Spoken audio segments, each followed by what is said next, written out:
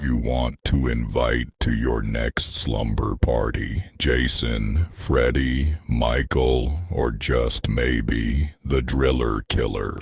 Nighty nightmares. Sleep shirts with a flair for horror. Rock it out with Freddy, chill out with Jason, and pig out with Michael. Nighty nightmares, add some spare to your next slumber party.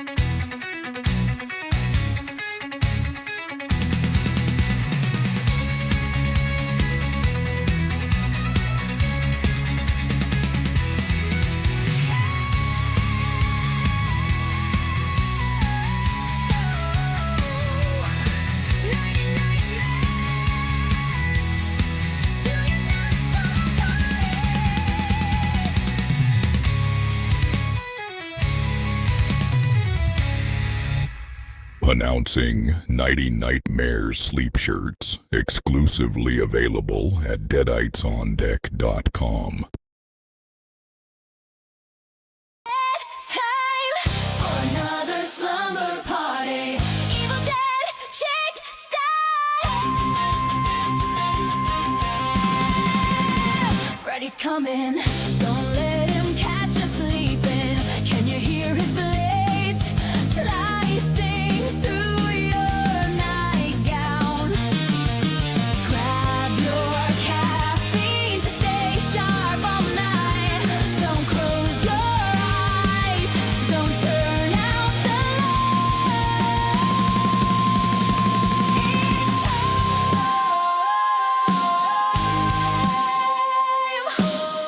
for another nighty nightmare slumber party.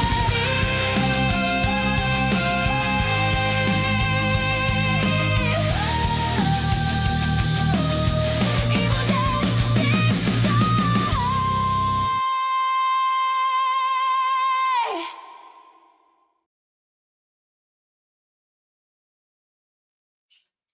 Howdy, gang, and welcome to another Evil Dead Chick slumber party. This is a Nightmare on Eldorado Avenue slumber party. And hey, the poet, and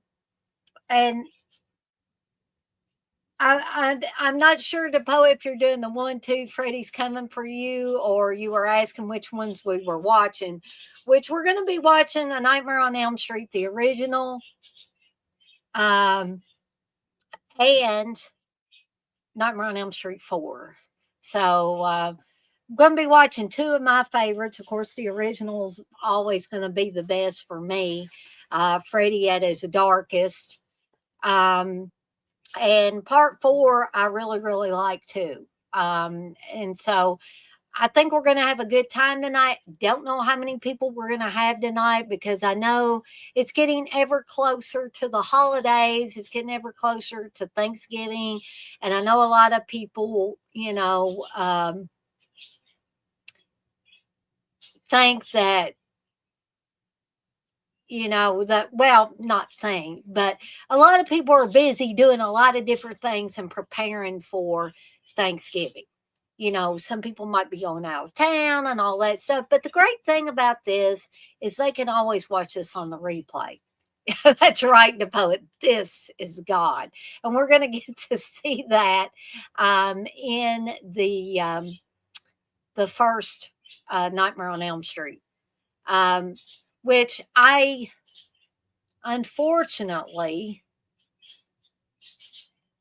forgot to look and see if I could find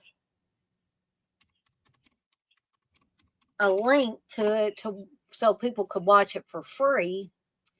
I can see that you can buy or rent it.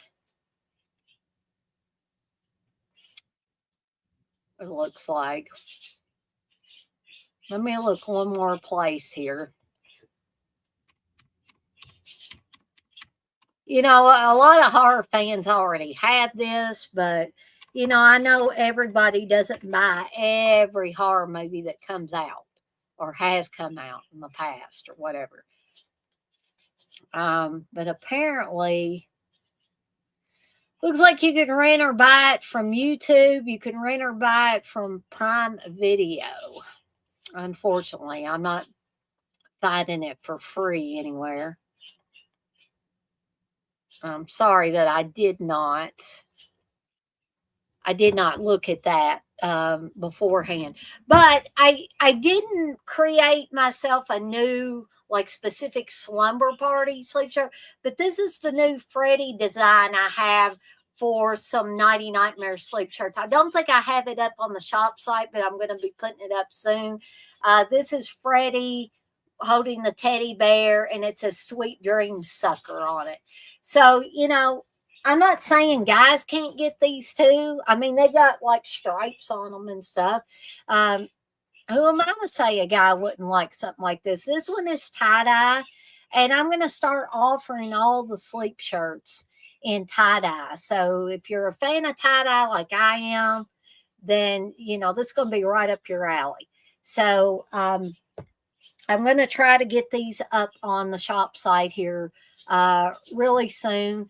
I thought, hey, I've already got a Freddy night shirt or sleep shirt, so I'll just wear this one for tonight because we're doing the Nightmare on Elm Street movie, so why not, right?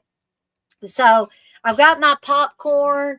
I'm starting out with Mountain Dew. Probably will switch to an energy drink at some point before this is over because we are going to be watching a couple of movies, and I don't want to, fall asleep on you guys and gals that are in here. That would be extra boring, wouldn't it?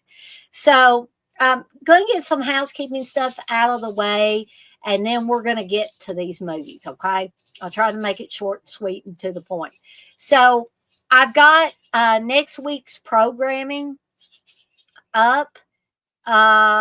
If you haven't noticed, I've got it up on the channel. So tomorrow night, though, is going to be a Cannibal Holocaust watch along starting at 7 p.m. Eastern time.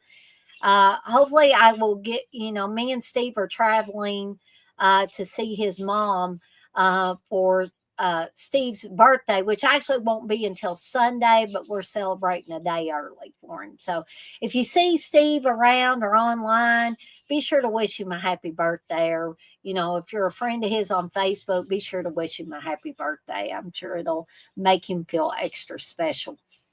But Cannibal Holocaust, I will be watching the uncensored, uncut, unfettered version.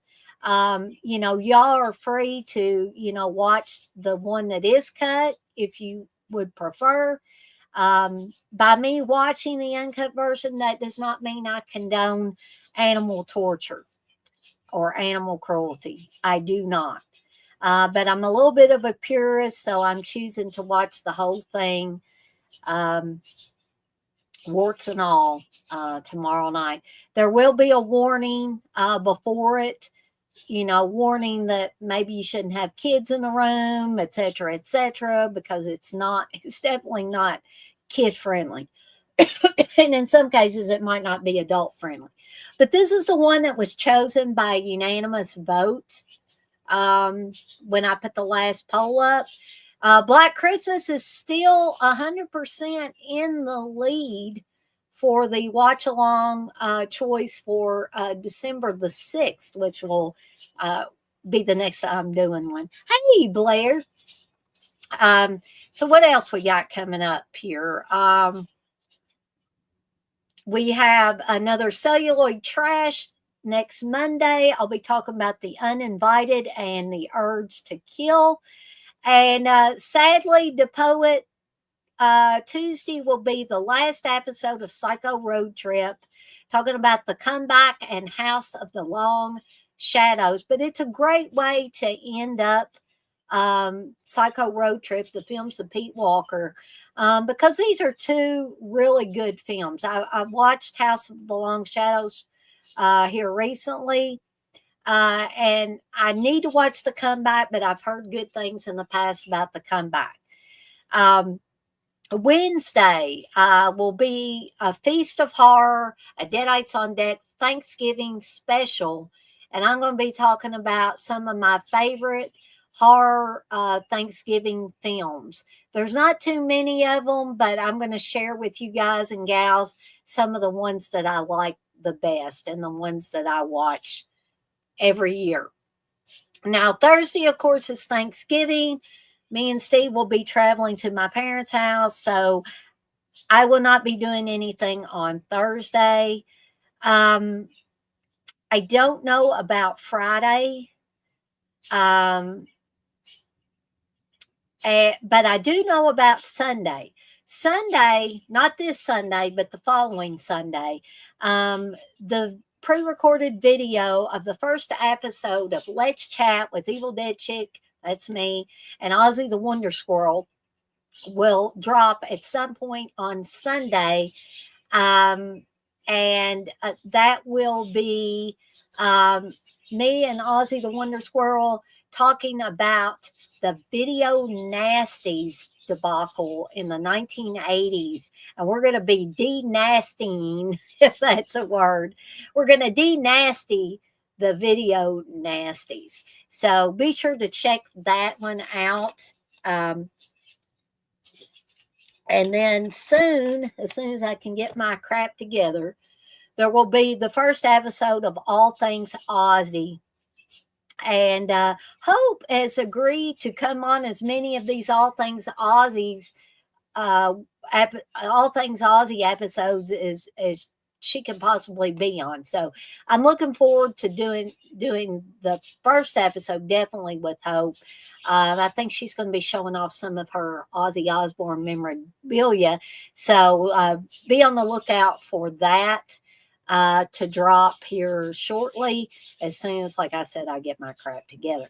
Now, before we get to the movies, I just want to say my typical spiel before we get into things is I want to share with you guys and gals that there are several different ways that you can support me and the channel, and it won't cost you a dime.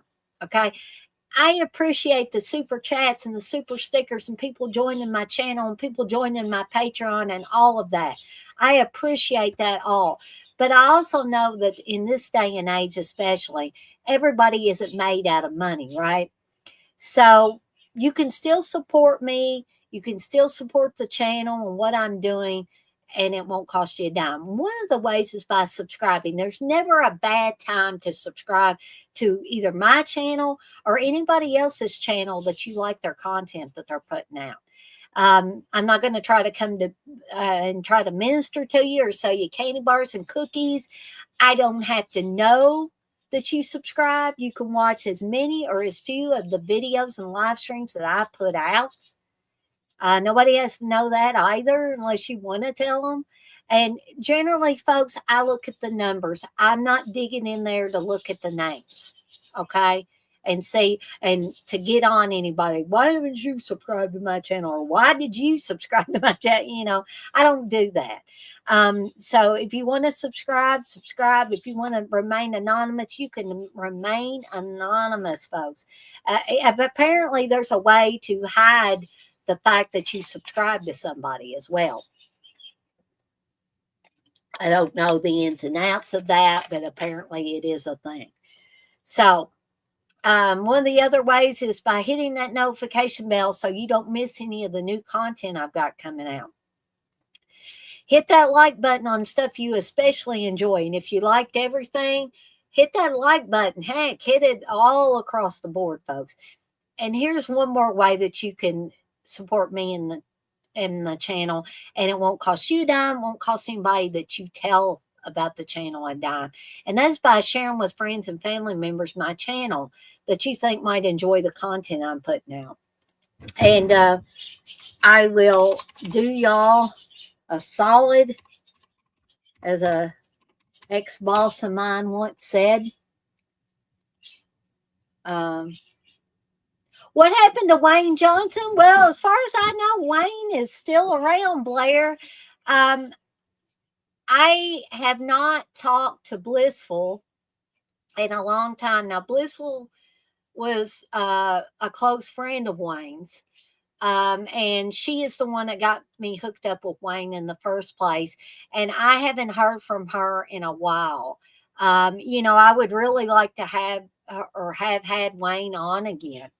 But maybe on down the road we can, or maybe I should reach out to Wayne myself. Um, that's a very good question though. It's not that I didn't want him on again, but I know he's busy too, and I didn't want to say, "Hey Wayne, do you want to come on here and be on here again?" Because I know he's got a lot of projects. I know at one time that he was working on, music and then movies and all kinds of stuff. So um, maybe on down the road we can get Wayne back on here. He was a good guest. Audio problems and all, he was still a great guest, and I enjoyed having him on here, as I enjoy having anybody on here with me. So, if anybody wants to join me live on the stream, hey, Gory Tiger, if anybody wants to join me live on the stream during any of this, and you are at least 18 years old, and you can behave yourself on here, then I'd be glad to have you. Just let me know, and I'll put the link up there for you, okay? So, I don't think my husband's going to be joining us tonight. I don't think Steve's up to, I mean, he's not sick or anything, but I think he's just really tired. We went out to dinner this evening and went to a place called High Fry. We've been there like 3 times now. This was our 3rd time. And I had some kimchi fried rice, and I had something called, what did they call it? Jelly coffee. And it's coffee flavored gelatin with let's see, what is heavy cream and a cherry, and they were supposed to put whipped cream on it, but they were out of whipped cream. It had the heavy cream, but not the whipped cream on it. So the girl, I told her it was really good even without the whipped cream. I don't think Steve liked it like I did. I absolutely loved it, but the waitress said, "Well, maybe next time you come and you order it, well, hopefully we'll have the whipped cream then." So if you ever get a chance to have jelly coffee, I think it was, and it's actually Jello.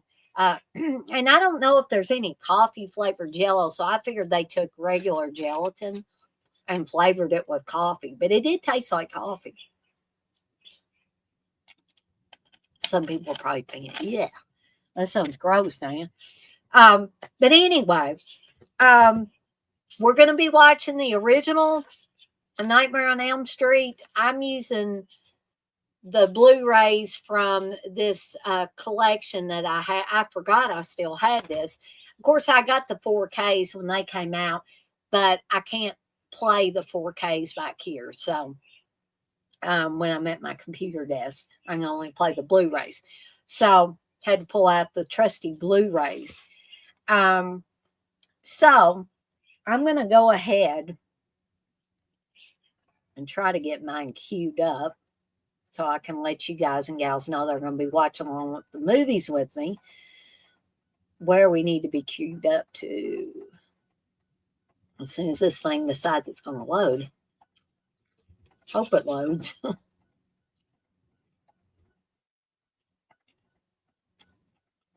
I usually like to have them ready and queued up before I come on here, but unfortunately I was running behind. You feel like 4 is the pinnacle of the franchise, Blair? Well, we're going to be watching 4 tonight as well.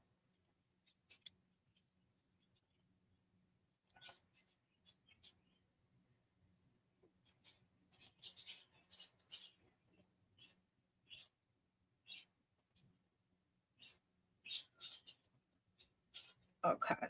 So I've got it queued up 13 seconds in on the Blu-ray that says From New Line Cinema. And I'm hoping this is the actual movie and not any commercials or anything, but let's just Let me just double check, okay? Because just making sure. Okay. Yeah, that was, go back here.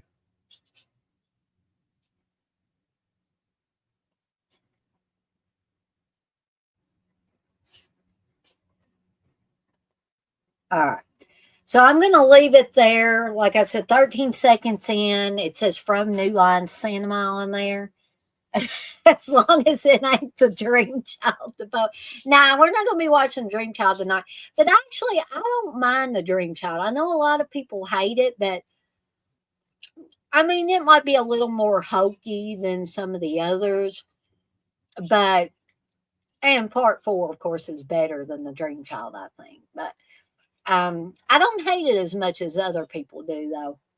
Just like I don't hate Halloween 5 as much as some people do as well. But that's what makes the world go round, though, is that people, aren't all the same.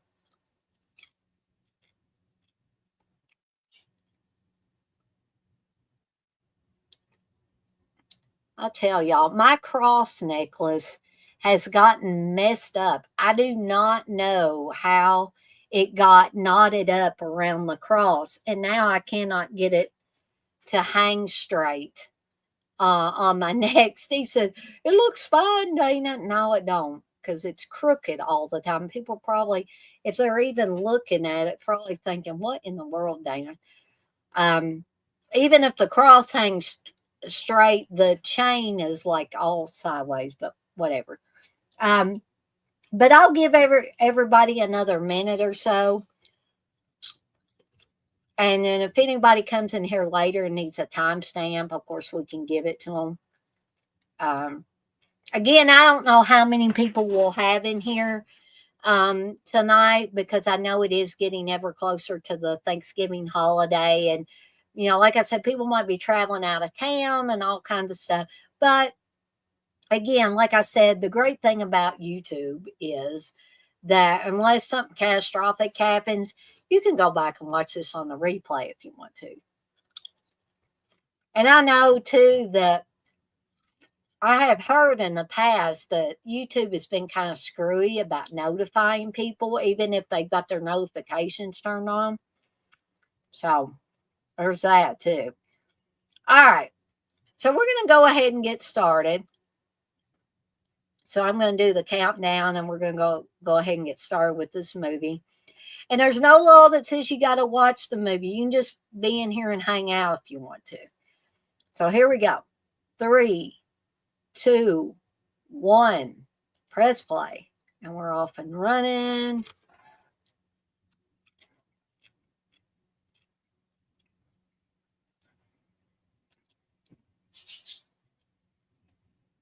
I always really liked the opening of the original Nightmare on Elm Street. There's something, because it goes right into this of Freddy making the glove and everything, into that rather ominous start of the music, and the titles come up. I always just absolutely love that.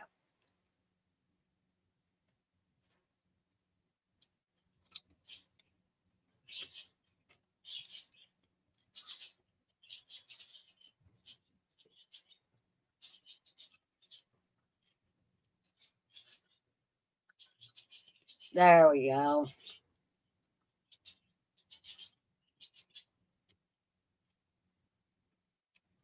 There's Amanda Wiss.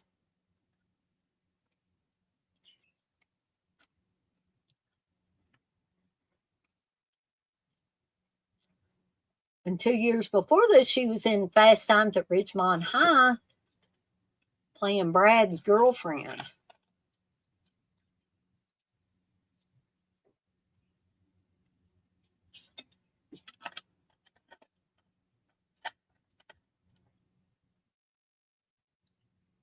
And introducing Johnny Depp. And Johnny Depp grew up in Owensboro, which some people are saying, where the heck is Owensboro? Owensboro's in Davis County, which is about 30 minutes from where my parents live. And so I always thought that was just super cool. Johnny Depp and Florence Henderson.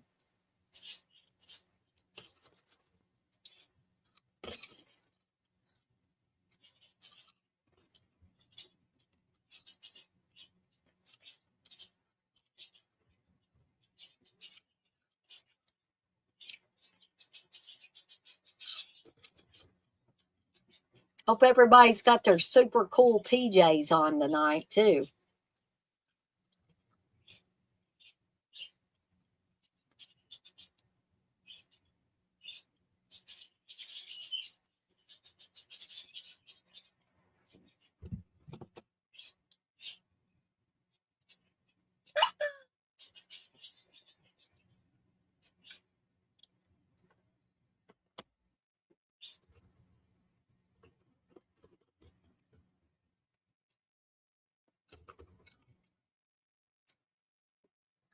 And even if we don't have very many people in here tonight, I'm going to enjoy this. I always love going back and watching the Nightmare on Elm Street movies.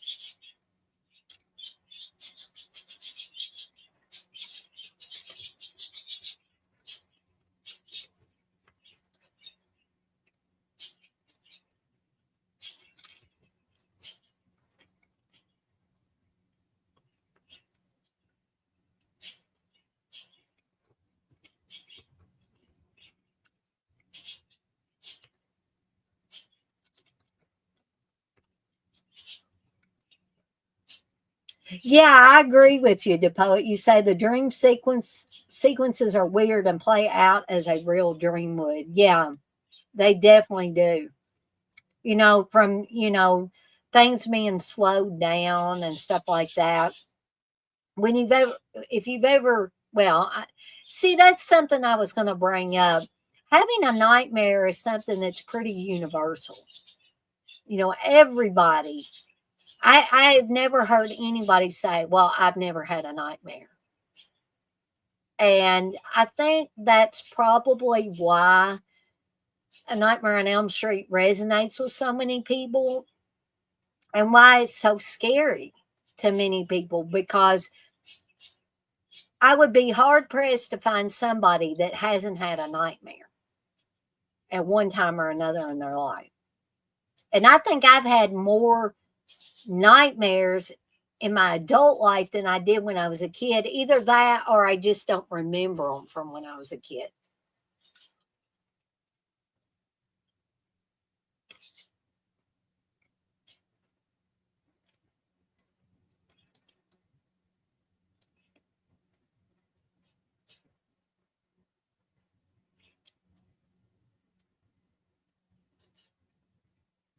And that was Nick Corey in the background playing Rod Lane. And there's Heather Langenkamp as Nancy, and Mr. Johnny Depp as Glenn.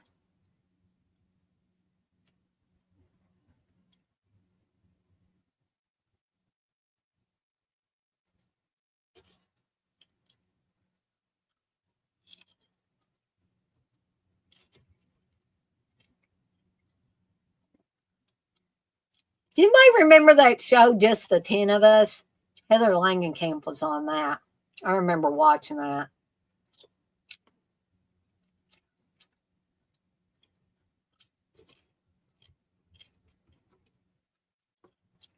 And Amanda Wiss's name is Tina Gray in this. I used to have, or my best friend in high school was named Tina Gray.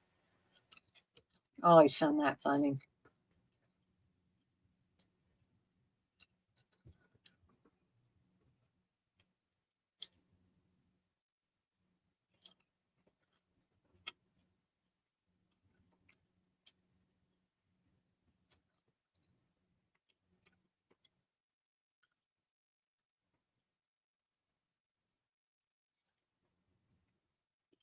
This part with the sound effects tape, I always find hilarious. Tries to trick his mom into thinking he's staying with his cousin by the airport.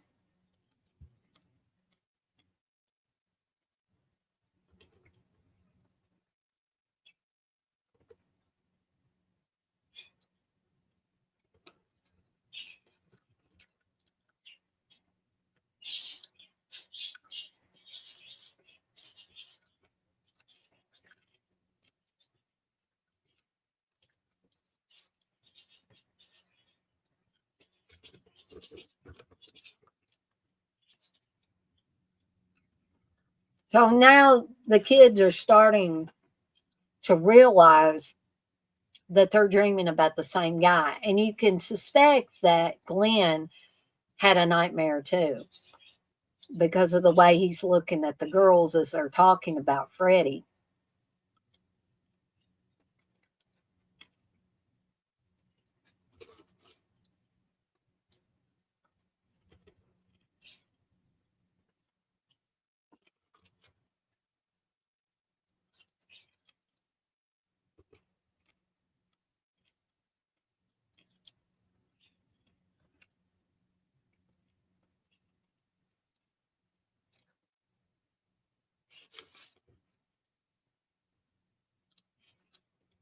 I remember lamps like that.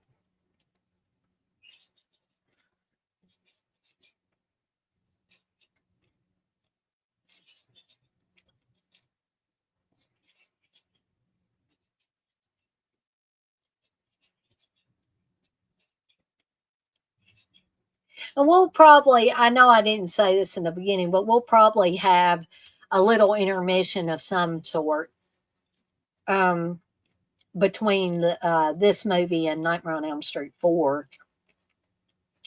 I mean, people can go to the restroom, they can get a refresher on their drink or a snack or whatever at any point in time. But that at least gives you a space of time if you want to wait till there's a break in the movies.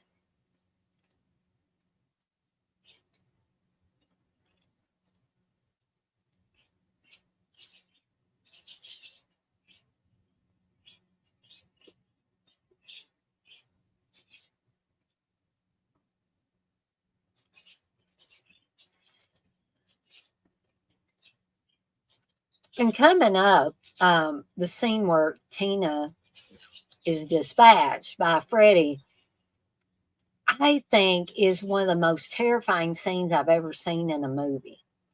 I mean, and this is coming from, the Evil Dead chick, the gal that's seen a whole heck of a lot of movies, horror movies to be exact. But when I remember when I went to the movies and I watched the remake, there were a lot of things wrong with the remake, but one of them was that Tina's death scene was not nearly as effective, not nearly as effective as it is here.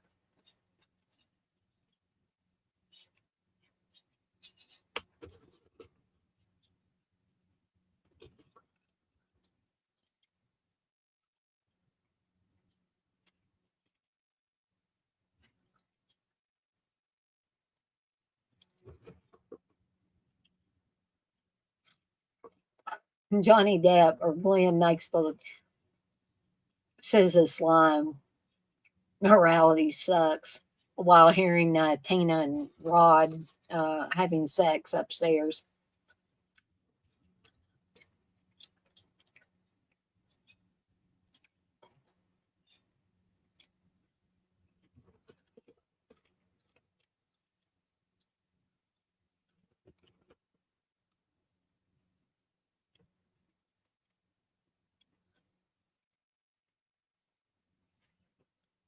And so we get a hint too that right here that Rod was having nightmares too. Because he says, no more fights. She says, no more fights. He says, good. No more nightmares for either one of us.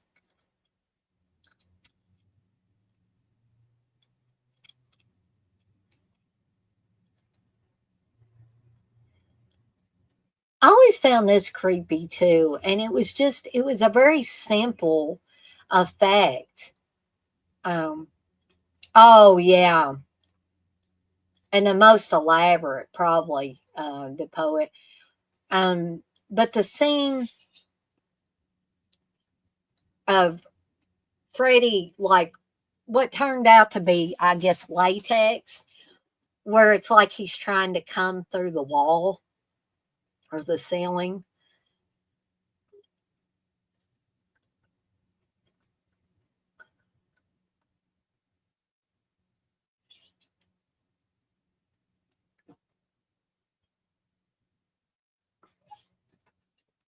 Darcy's wanting my popcorn I've got here.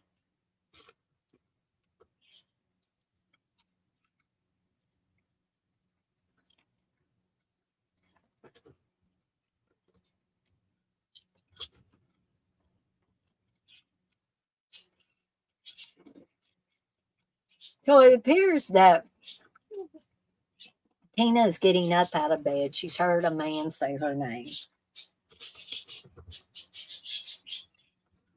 And at first, I was, the first few times I watched The Nightmare on Elm Street, I wasn't sure what that was stuck in the window. And I think somebody told me it was a tooth. Now, here's what I'm talking about where Freddie is like trying to physically push himself, I guess, from the dream world into the real world. And I find this eerie too. But like I said, it's actually a really simple effect compared with some of the other effects in here.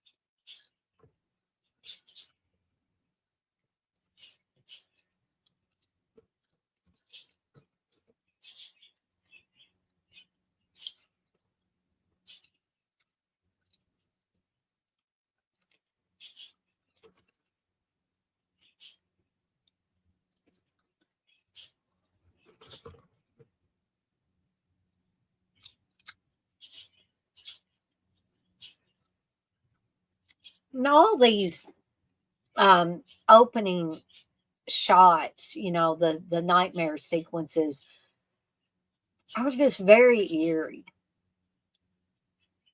And you see that shadow of the fedora, and then you actually see Freddy coming out of the darkness. And this is the effect that they thought was going to be silly, Freddy's arms extending, but again, like they said, it when you actually see it on film, it really works. But here's the "This is God" line.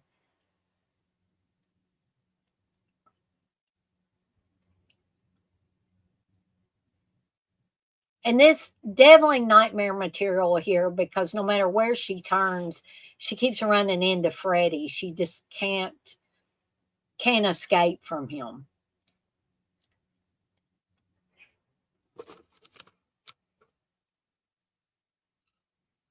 And again, like I said earlier, this is Freddy at his darkest. Now I know people say that, well, he was pretty dark in part two as well, and he was, but he's just extremely dark here.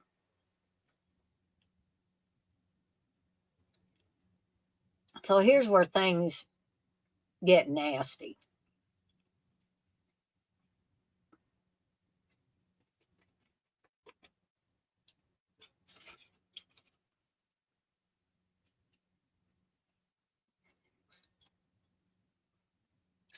You see the cuts happening on her body. You see her being thrown around. And then you see her appear to be being dragged up the wall onto the ceiling. This is the rotating room, of course. And Amanda Wiss said it was very disorienting. There was the big blood splash, which I think when this was originally released, the MPAA made them cut down that big splash of blood.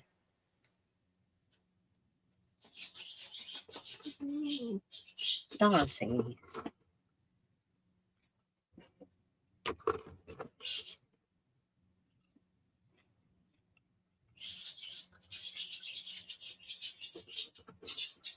And there's Mr. John Saxon, God rest his soul. I was a huge, huge fan, still a huge, huge fan of John Saxon.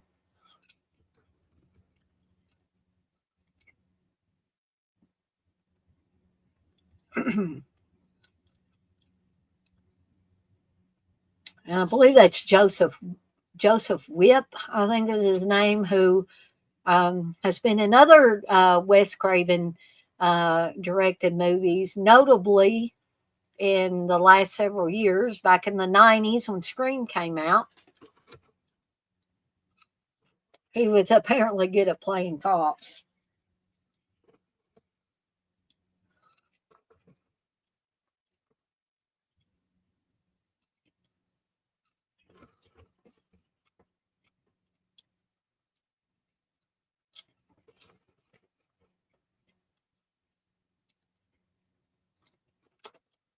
And then we've got Ronnie Blakely there playing Nancy's mother.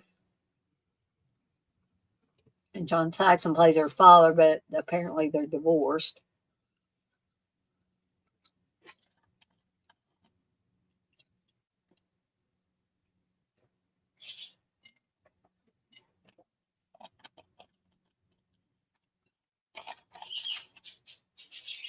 I'll tell you, Heather Langenkamp's got some great hair in this movie.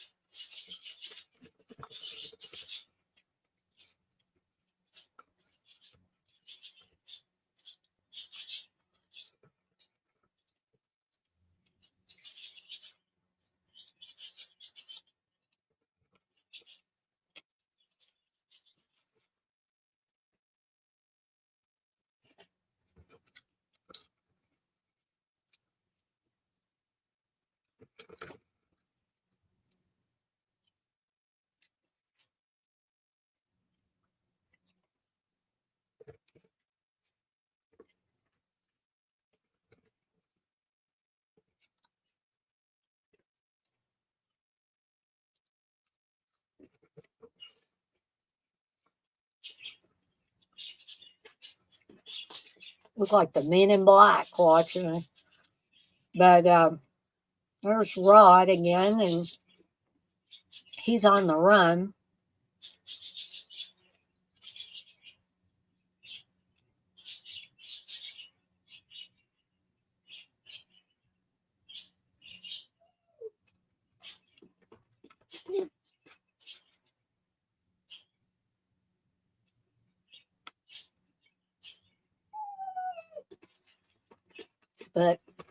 Apparently, Lieutenant Thompson is watching out for his daughter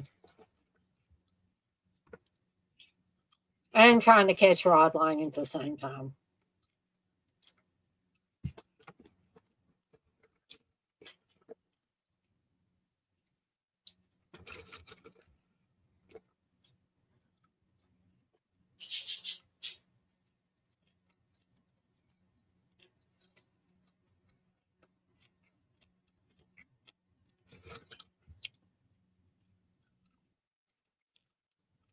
Well, if she hadn't been going to school today, Lieutenant Thompson, you wouldn't have caught Rod Lang, would you? And there's Lynn Shay, the producer, Bob Shay's sister, who many of you will remember from a lot of different movies over the years.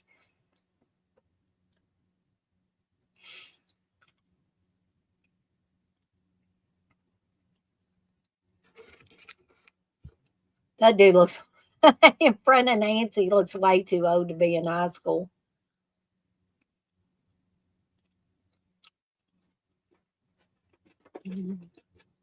Darcy. And this is Daryl Hannah's brother, I believe.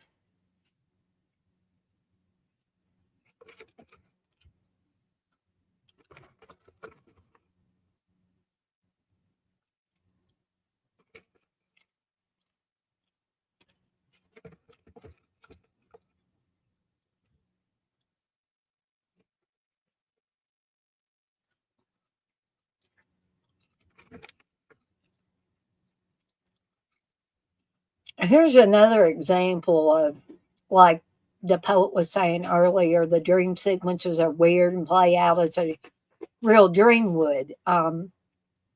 Here we see things slowing down.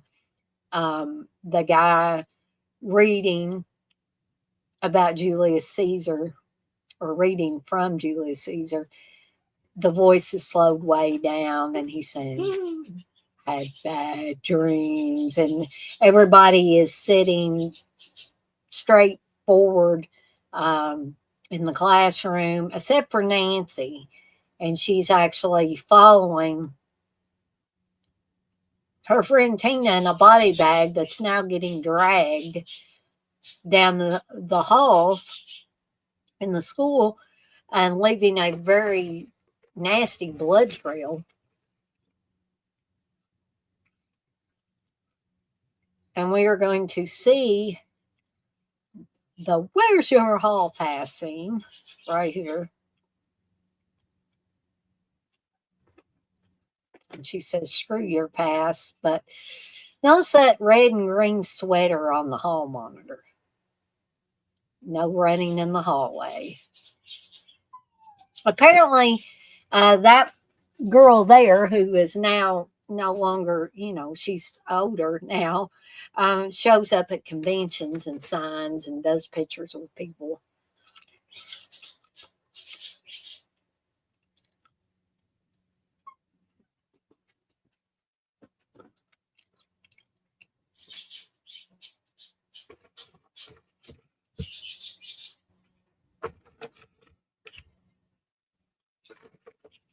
So when she crosses through this doorway and goes in here, this is another location. I just put that "No students allowed" sign in both spots.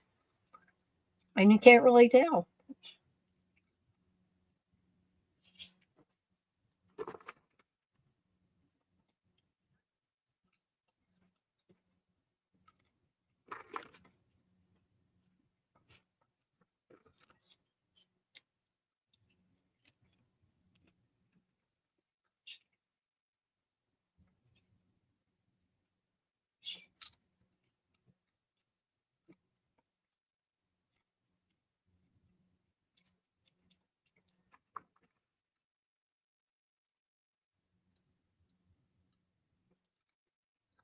Oh, that's lovely.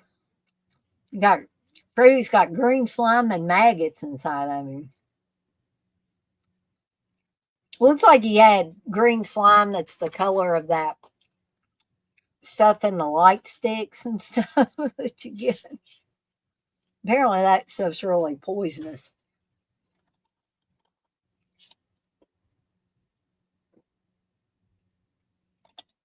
I'm not sure what they use for the green slime that's supposed to be inside of Freddy, though.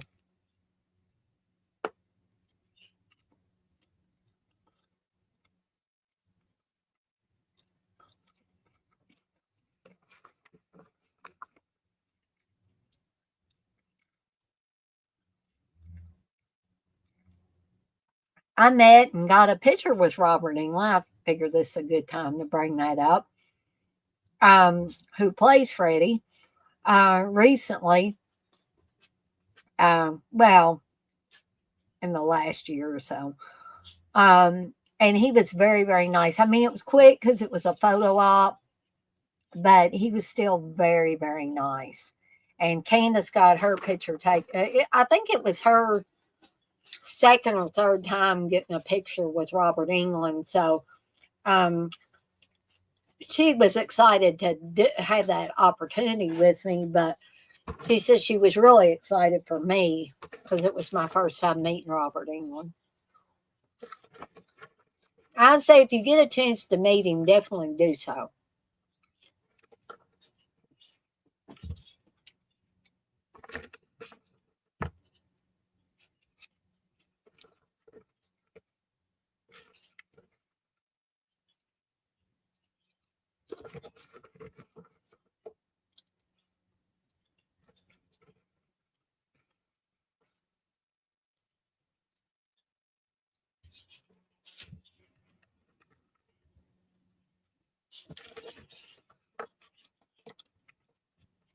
They did a good job with that effect because that actually looks like a real burn.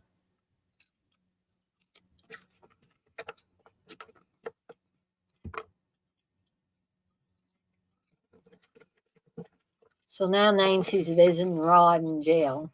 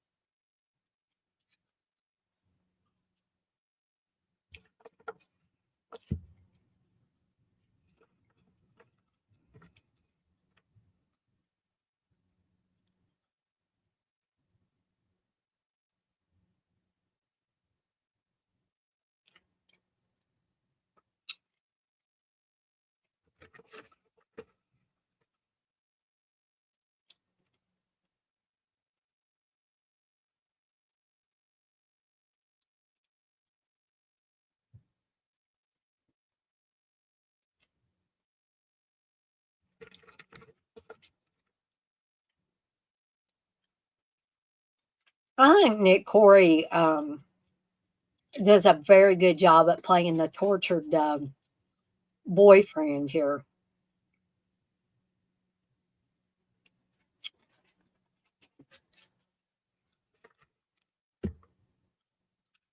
And when he starts to talk about the guy from his nightmares and everybody else's is having knives for fingers, so that really strikes fear into Nancy because she's thinking this is too much of a coincidence that all of us are dreaming about the same guy.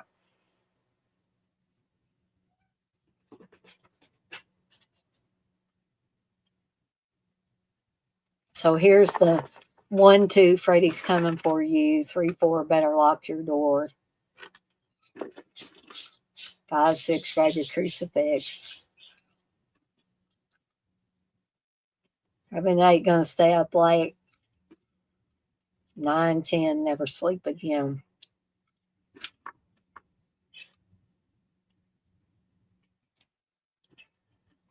Which is repeated in New Nightmare.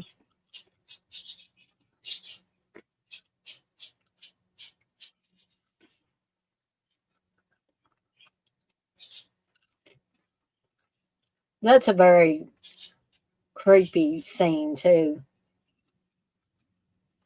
Because where are people most vulnerable?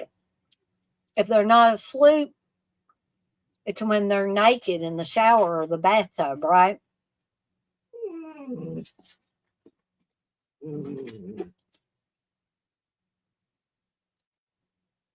And if you watch Deadly Blessing, which was also directed by Wes Craven, you can see a similar bathtub scene. Not with Freddie, but it's shots very similar to this one. I believe Deadly Blessing may have been a little bit after this. And that is not Heather Langenkamp, her naked body. In case you're wondering, that is a body double there.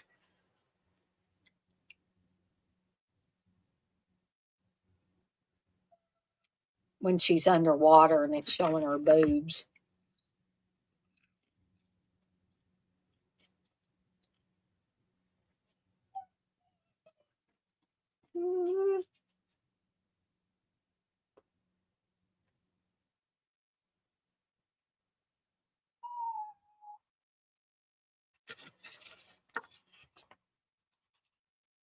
I love how her mom has got statistics on all this stuff about how many people die from falling asleep in the bathtub. And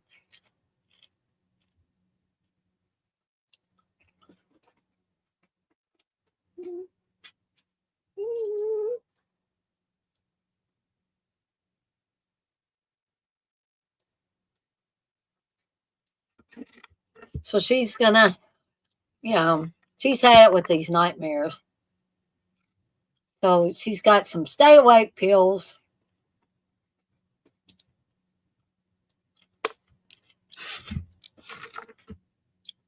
But anybody knows, even if you take caffeine pills like that, or you drink a lot of this, or you drink a lot of coffee, or whatever, eventually you're going to have to sleep. And you're going to be doing like Nancy's doing right here. She's struggling to stay awake.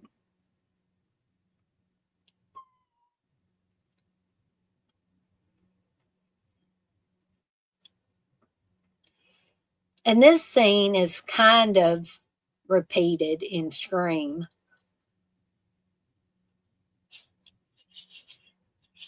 Yeah, I agree, the poet. In the later movies, the parents are jerks. And they seem to get progressively worse as the movies go on. Even in part two, Jesse's parents, his mom is okay, but his dad is not very kind to Jesse. Um,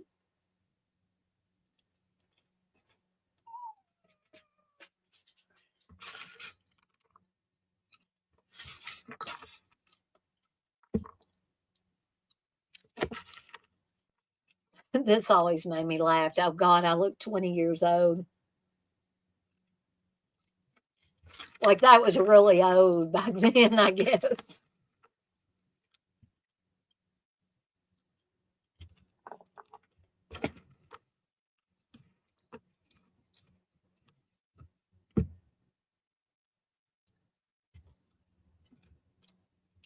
So when I said that there's a similar scene in Scream, of course, what I was referred to is when Billy scares Sydney when he's right outside her window.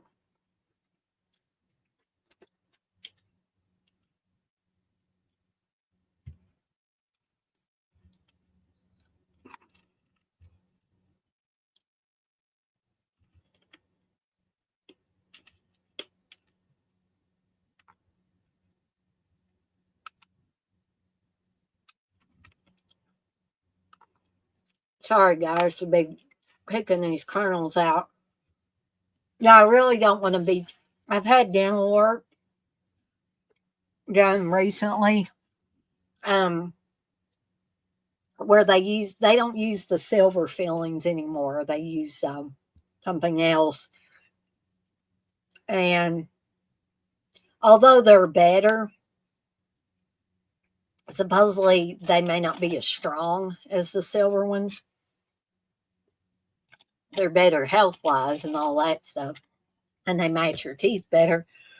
But you don't want to chew on anything really hard. Like my dentist told me, he said, well, they're okay, but I wouldn't recommend you bite down on a really hard nut or anything um, with these fillings because it might cause them to break out. So I try to be really careful because they told me the next stage would be having to have a root canal and crown put on. I'm not really wanting to do that. I've been through enough of those. I went to a bad dentist where two of the crowns they put on fell out within a year. They're not supposed to do that. And I'm not saying this dentist would do that, but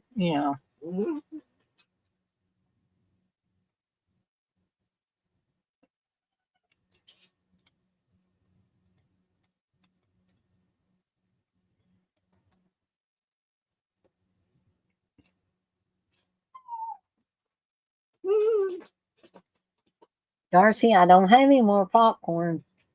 Guys and gals, for whoever is in here right now, the poet and anybody else, I am going to, y'all feel free to keep watching if you're watching the movie, but I'm just going to take myself out of the stream for a second and I will be right back.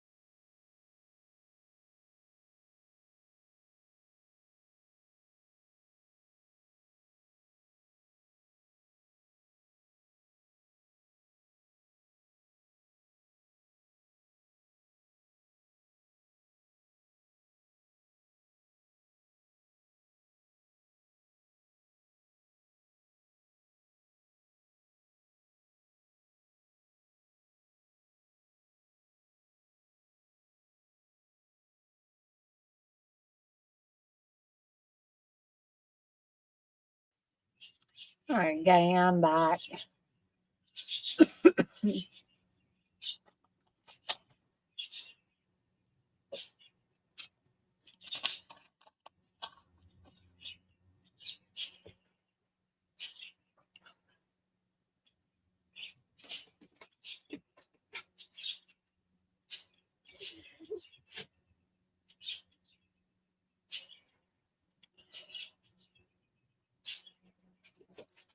So Nancy knows if they don't get down there to Rod, something bad may happen. Come here, Doris. You can see there's no popcorn up here. You want to say hello to everybody? Mm. She thinks there's some popcorn up there or up here on my desk, gang. Are you camera shy? Mm? I don't think you are. Do you see us on camera there? Huh? You'll probably think I'm crazy talking to my dogs. But our dogs are family. I actually have two birds to poet. I have two parakeets, Kane and Rainy. Kane, of course, is named after Kane Hodder, and Raimy is named after, Sam and Ted Raimi. You guys and gals can probably hear my birds in the background a lot when I'm doing streams and stuff, or even when I do videos. Sometimes when I'm on calls or in meetings at work, because I work from home, people say, "Do you have birds?"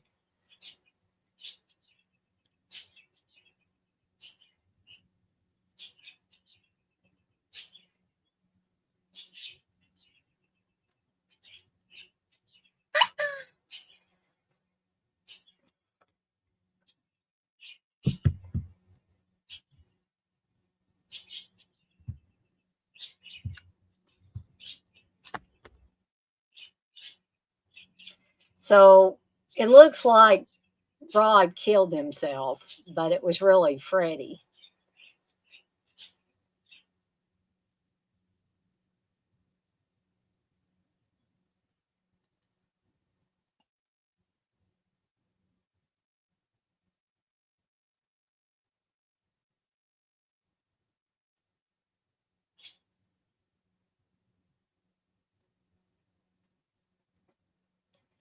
I know this is a funeral, but I love Nancy's dress there, the blue dress with the polka dots on it.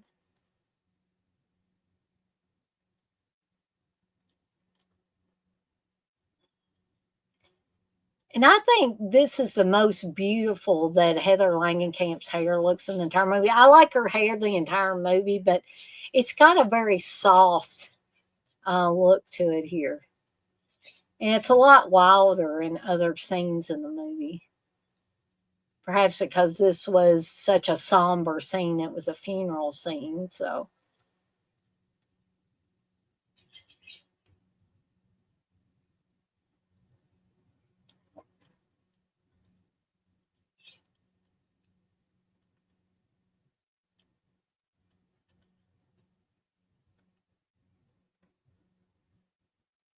you see a glance, you know, kind of between the parents and kind of both parents looking at Nancy that says, "Oh my God, what is she saying?"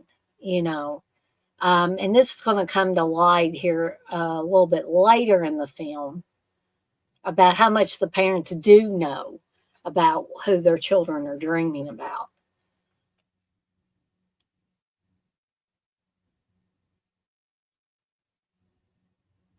So Marge has taken Nancy to the Institute for Sleep Disorders.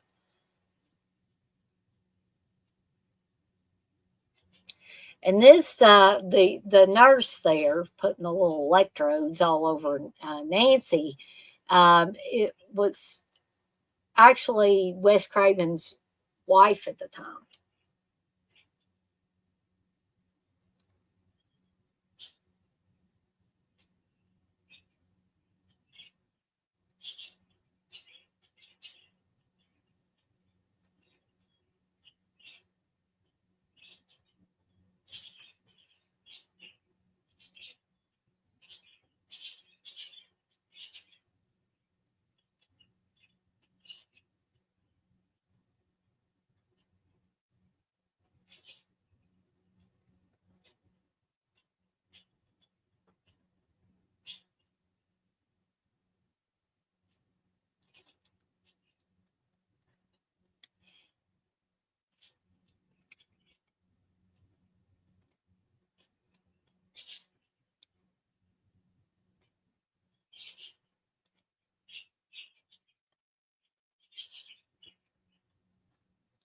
Darcy, do you want to stay up here and watch the movie? Hmm? Some people probably think it's gross to see me kiss on my dog, but again, they're family to me and Steve. They're our babies.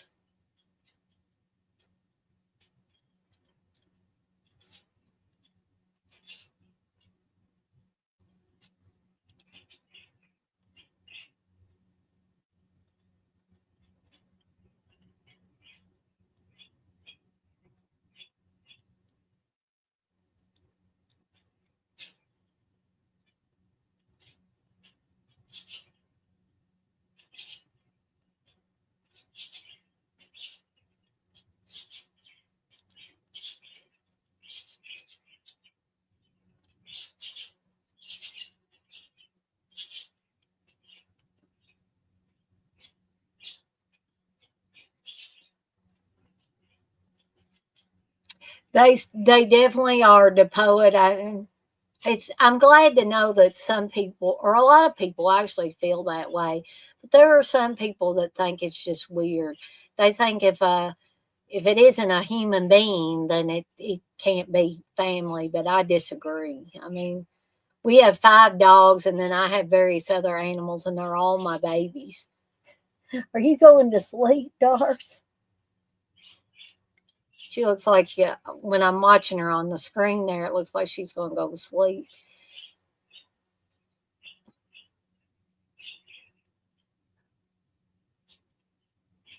So now at this point, Nancy's had such a terrible nightmare that she's got a streak of gray in her hair now.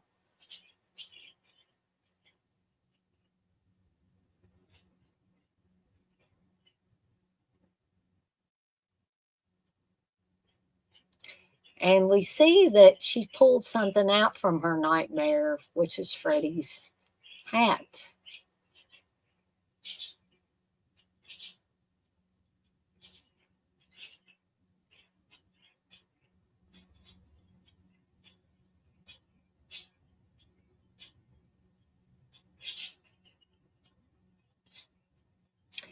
Apparently, the Nightmare on Elm Street house, or the Thompson house, is still around, but it has been changed because the owner now doesn't like looky loos coming to look at it. So they put up a bunch of hedges in front of it. Apparently, um, the door is not blue anymore. I think it was red at last count.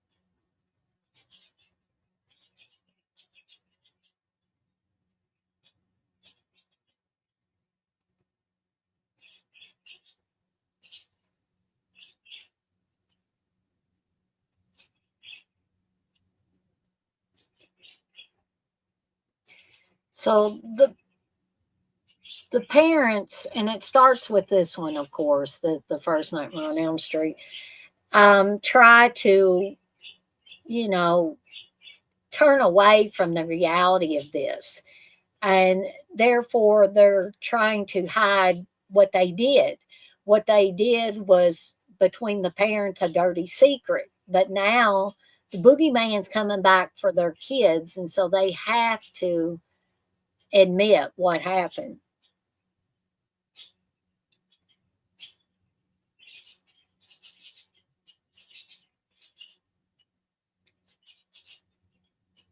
So eventually, Marge is going to have to tell Nancy the story.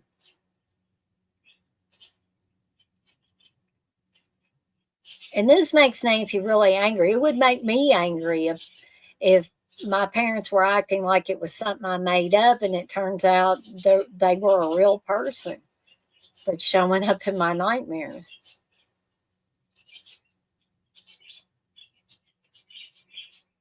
There goes Mama's booze in the floor.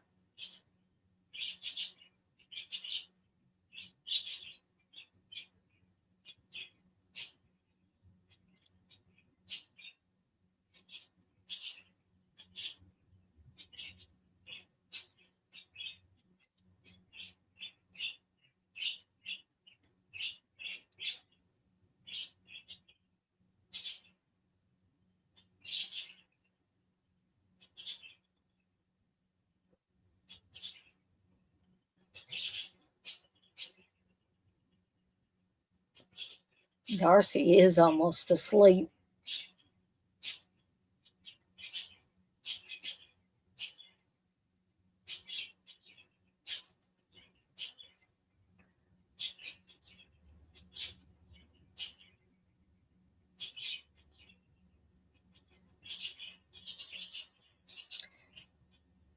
Also, these booby traps that Nancy's built or are reading about, and then she ends up putting into effect in an effort to fight Freddy near the end of the film.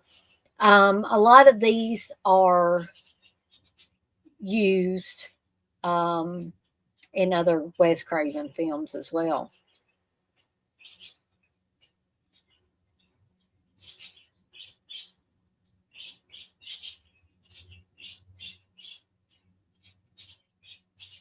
Did you really have a Freddy nightmare to put? I've never had a Freddy nightmare. I don't think I want to, but I'm sure there have been people that have had them.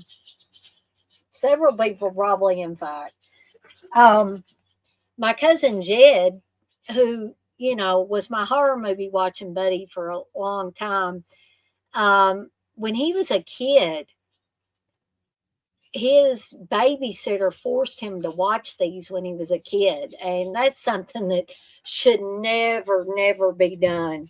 And I think he was scared of Freddy for a long time because of that.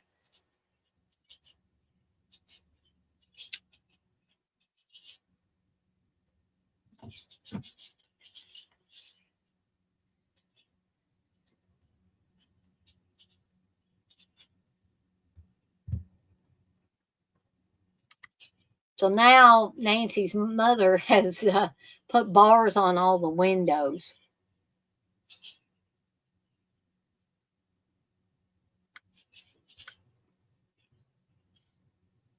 And now she's going to tell, she said, come down to the cellar. I've got something to tell you. And she's going to tell about the story of Freddy. Hi, Stacy. You say hello and thanks. The new Brendan Fraser movie is good. Oh, I think I saw an advertisement for that. I may have to check that out.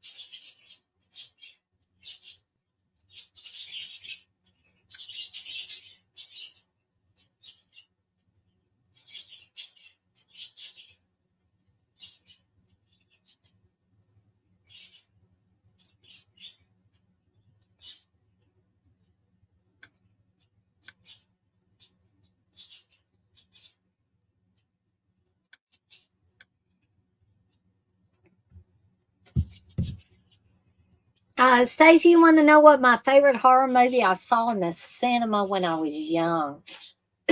Well, I didn't see a lot of them when I was real young in the theater. It was when I got older, and I would go to several of them with my aunt. Um, a lot of my most memorable stuff though happened in the VHS days. Getting back to watching those classics. Discovering the Evil Dead and um, discovering things like the Friday the 13th movies and Nightmare on Elm Street and all that stuff. To me, those were more memorable actually than any of the stuff when I was pretty young going to the movies. Because a lot of times when I was a lot younger, I went to see things like E.T. and stuff with my cousin Heather. She wouldn't be caught dead watching a horror movie at that time. Um, DePoe, you say you saw the people under the stairs when you were a teenager.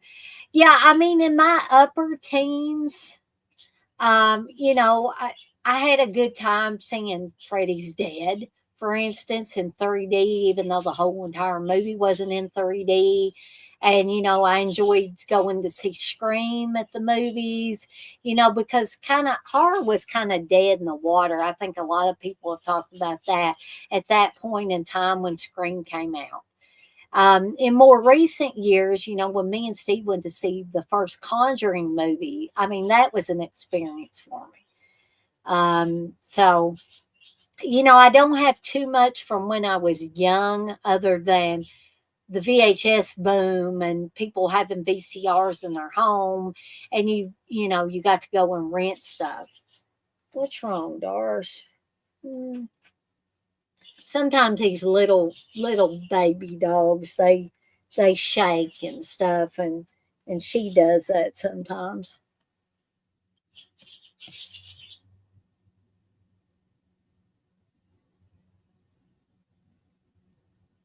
Oh, he's like that line too. He's like, "Oh man, midnight baseball bats and boogeyman," and he says, "Beautiful." But we're going to come up on soon one of the other big, for me anyway, the big death scenes, other than Tina's death. And we see that Nancy's taking more of the stay awake pills.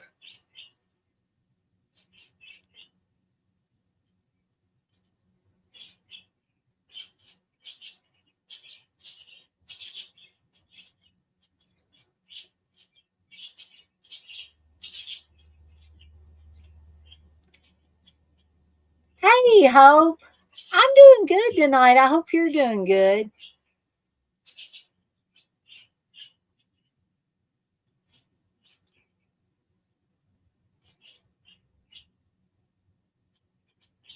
I was just telling everybody earlier, Hope, that you're going to try to be on all the all things Aussie videos that I'm going to be doing.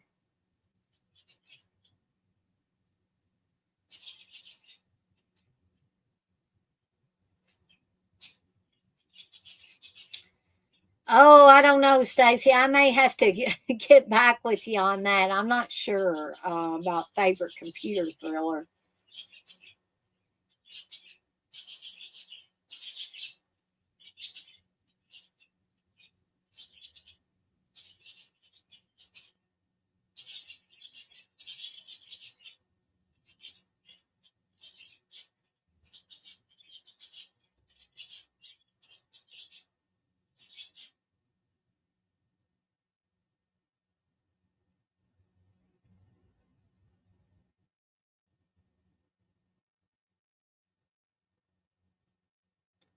Like, I don't know if Nancy was going out and buying extra coffee pots or she just like swiped it from somewhere in the house and her mom hasn't noticed yet.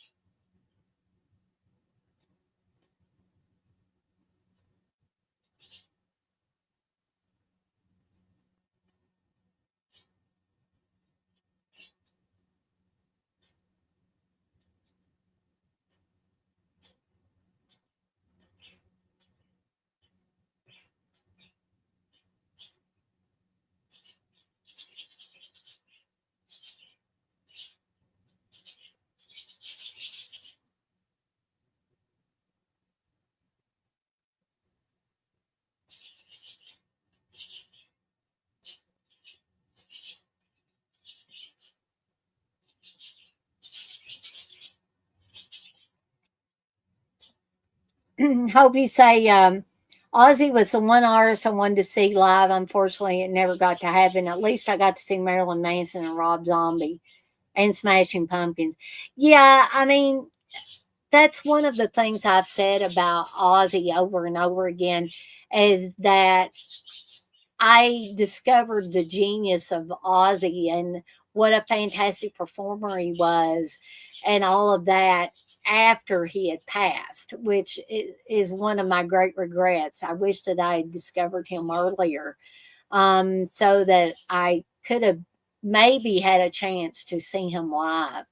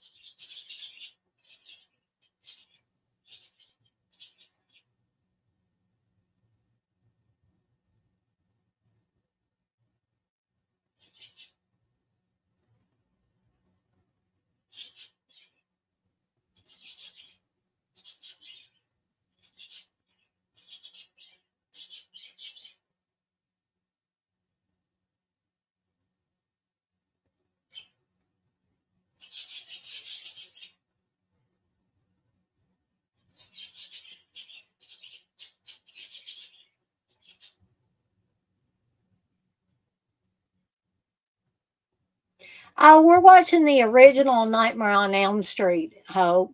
And then after this, we're going to watch a Nightmare on Elm Street 4. 2 is underrated. I will agree with you on that.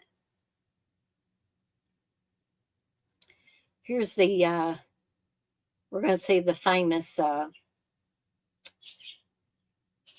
phone, tongue in the phones.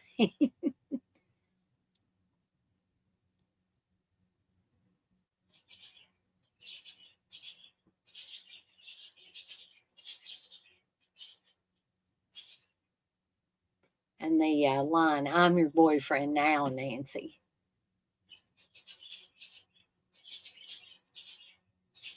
There's something very eerie about a phone that's ringing that's not plugged in. No, Hope. I don't think you and David are the only ones that like the remake. I think there are several people that like the remake. I do not, but like I say, to each their own. That's what makes the world go round. We all liked everything the same. It'd be a very boring world.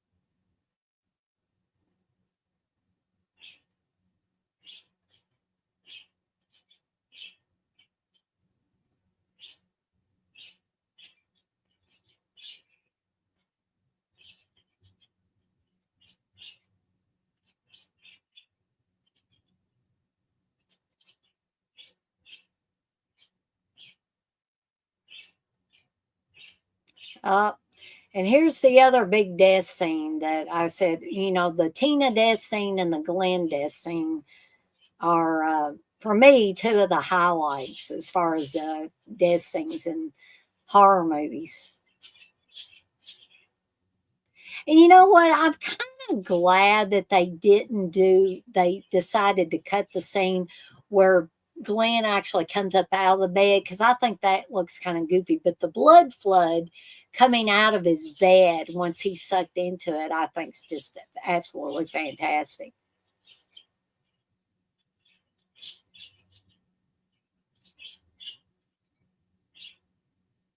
That is really cool, Hope. You said last Christmas I got David an autograph from Robert England of Freddie. Cool.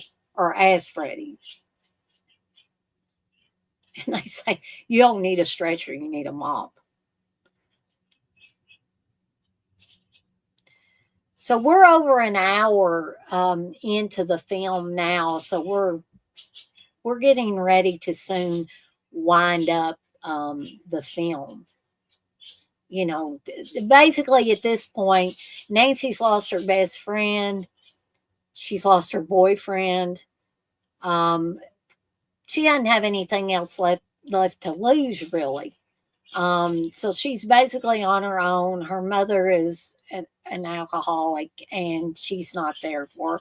Her father is preoccupied due to Glenn's death. Hope you say, what do you think they're going to do uh,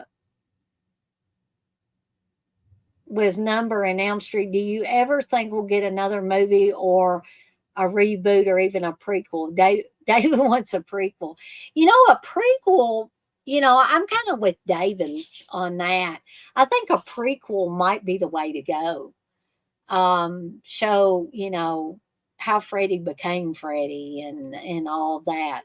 They kind of tried to do that with Freddie's dead.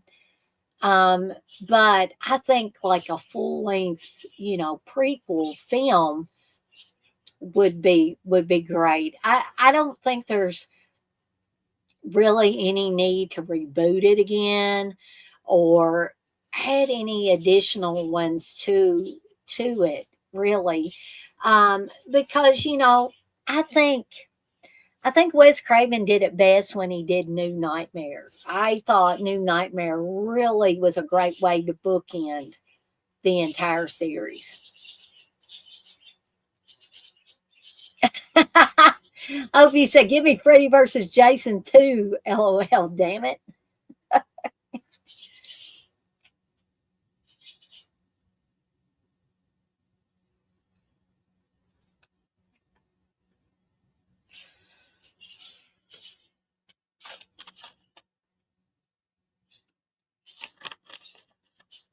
Hope, I'm just going to let you know I'm gonna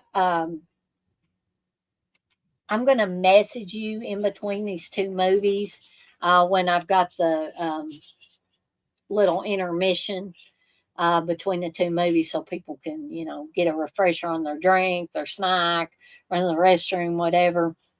Um, I got something to ask you to help me with if you won't mind. So just letting you know, I'm going to message you when this movie's over in between the two movies.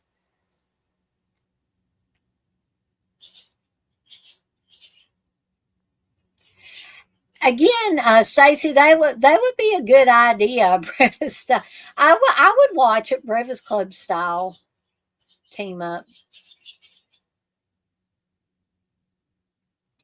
I hope you say David loves New Nightmare. I absolutely hate it. And you say LOL, and of course. Um, so I guess me and David are on the same page with New Nightmare.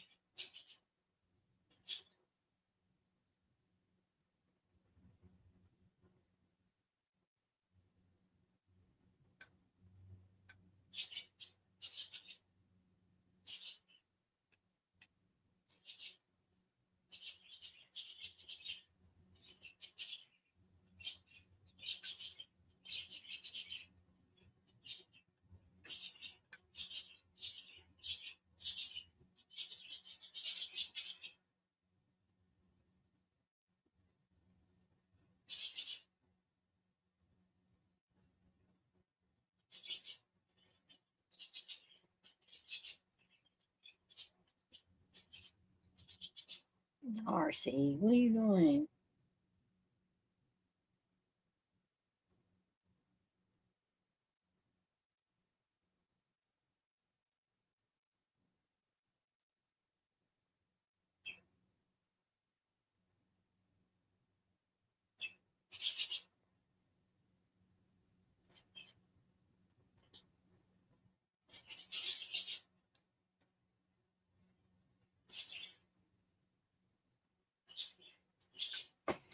Hey, Darcy.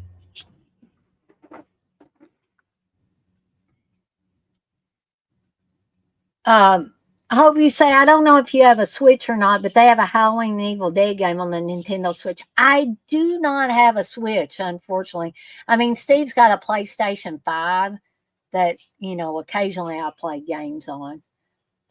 Stacey, you say who would win, Shelly in part three versus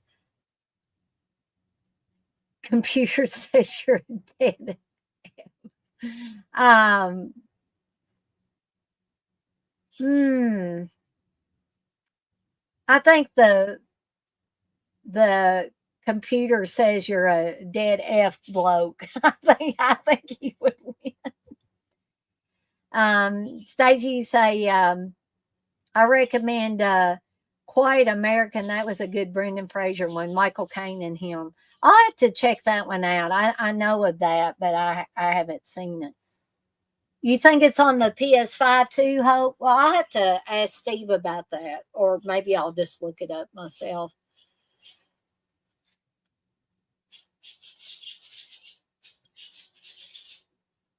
Oh, folks. Oh, we'll have to switch to that ghost Welch's grape drink, I think.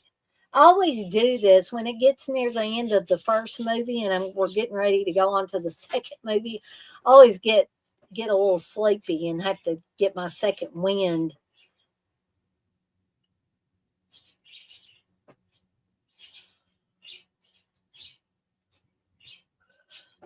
So we're soon coming up to the basically what I would call the final showdown between Nancy and Freddie. Hope you say I want to get a PS5 just for the Hellraiser game coming out. I'm a big fan of those movies, except for the first one. LOL. Is that uncle guy that gives me the creeps? Hey, Hope, I got a story to tell about that. I mean, I didn't meet the guy that played Uncle Frank, but a few years back, me and Steve were going to haunted houses, or I wanted to go to haunted houses around Halloween. And we went to one here in Louisville where there was an Uncle Frank character, and I mean, he wasn't doing anything out of line, but it was just really sleazy. You know, Uncle Frank wants to hug you or whatever. And I'm like, no, thanks. I don't think they're allowed to touch you anyway. But he got really close. You think it's slow in the first one? I love the first Hellraiser.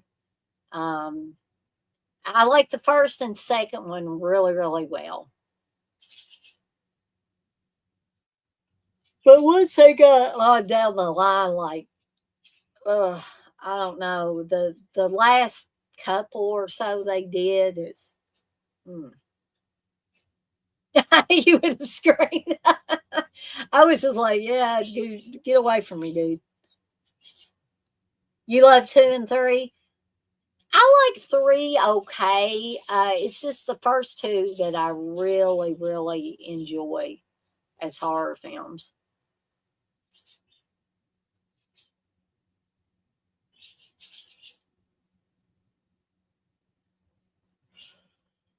Oh, sorry, folks.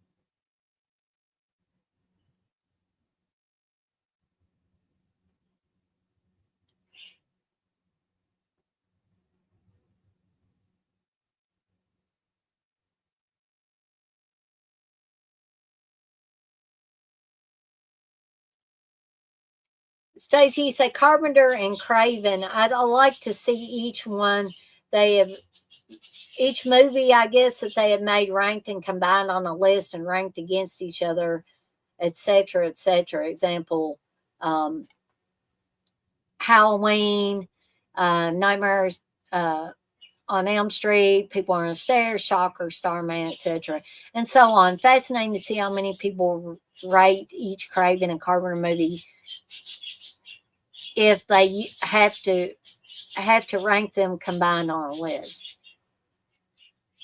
Um, I hope you say I need to watch for 4, 5, and 6, and 7. Uh, Laughing my ass off. I seen part 8. I think it was at the convention you guys are at. I met Pinhead, and I got him to sign the part 8 poster. He just looked at me like I was nuts. Oh man. Yeah, wasn't Doug Bradley at the I think he was at that one. Yeah, if I remember correctly. But I think somewhere around that time, I was scared to go up and meet Doug Bradley because some people said he was a little bit of a butt, and then other people say he's fine. And I guess I should just make up my own mind about it because a lot of people said uh, Tom Savini was an asshole, and when I met him um, a few years ago, he was fine to me. You know. So these are the booby traps that I was talking about that Wes Craven has used in other films too. He did use them in Last House on the Left, believe it or not. Did he really said that up? He said he's like, out of all the movies, you want me to sign this piece of shit. Oh man, I wouldn't have been able to stop laughing if I had been around then. You say he was chill. I mean, that's what I hear most people saying, but I have heard some people say he kind of, ignored them or was a little standoffish, not a complete asshole, but just not real friendly. So maybe he was having a bad day or something.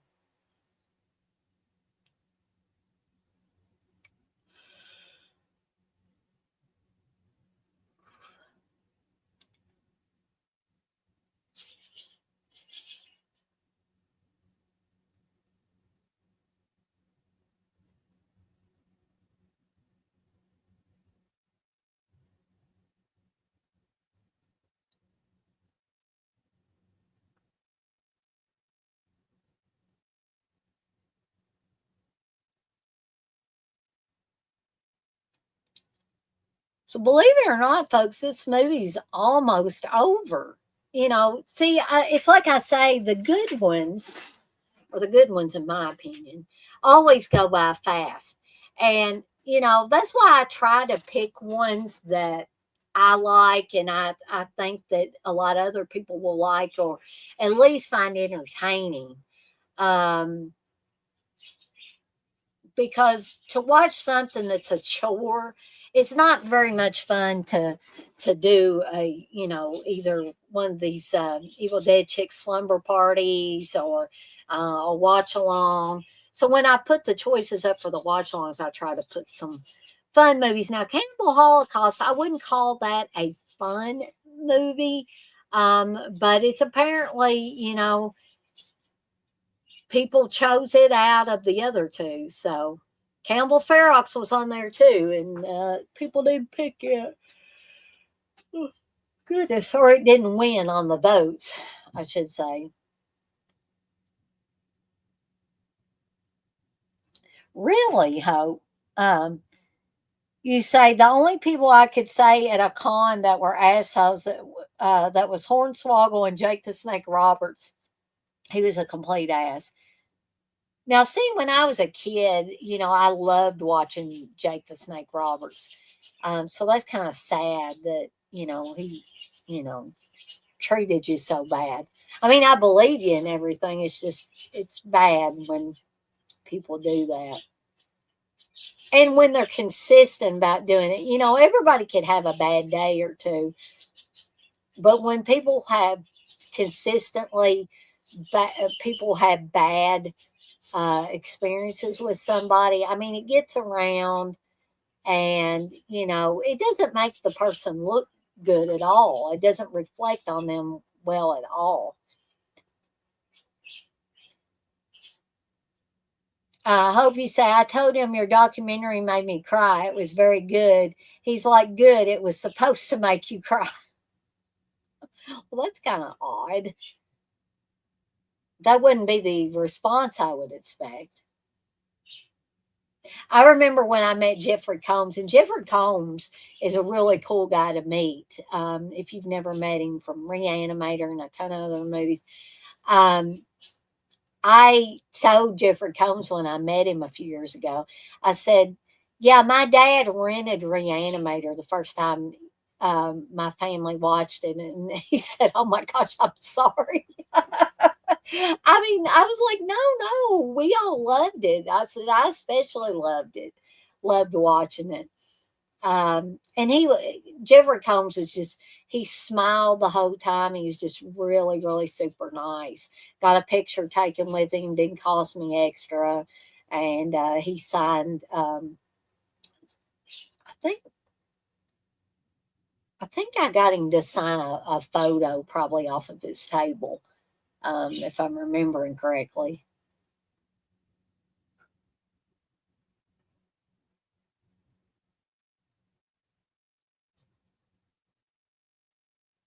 So this is where Nancy gets to practice some of the dream skills that Glenn was talking about earlier in the film, the Balinese way of dreaming, where you turn your back on something scary in a dream, a monster or whatever, and you take away its energy and it disappears.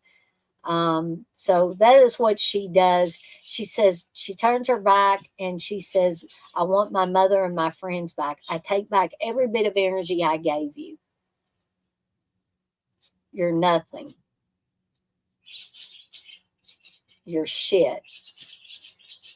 And she just walks away, puts her hand on the doorknob, and Freddie reaches out to her, but he literally disappears because his energy has been taken away.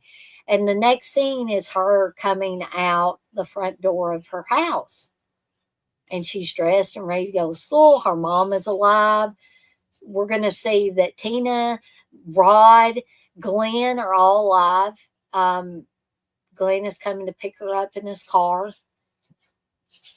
That is an ugly house dress or whatever that is that Marge has on. I always did think that was, it looks like hospital wear or something.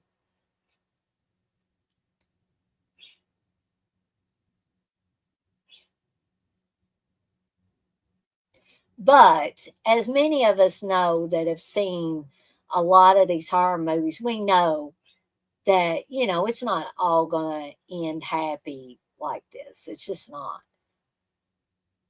Maybe if this was the first horror movie you ever saw, you might think so. But, and then when the top comes over this car and it's red and green stripes, it's like, oh no. I have not hope, but Steve has watched it, and I think Candace and Chris have been watching it, and I hear good things about it. I need to try to um, watch it. You say it's pretty good, very gruesome. I was surprised how edgy it was. There was one part that almost made me was like, oh my god.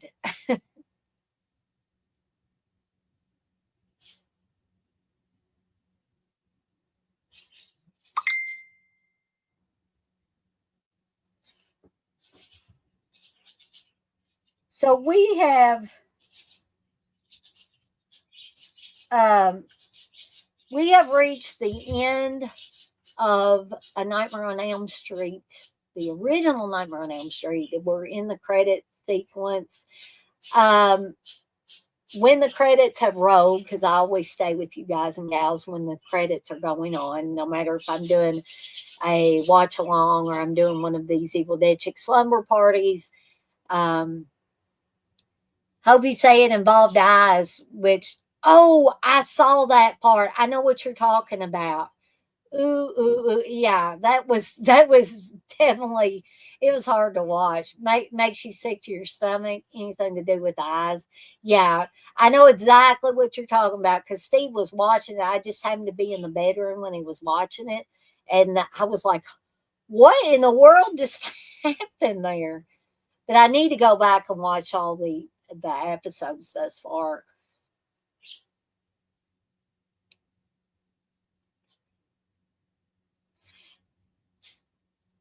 And Hope, again, I'm going to message you real quick to see if you can do me a favor when I go into the intermission for this. So, guys and gals, I will be away for about 10 or 15 minutes or so.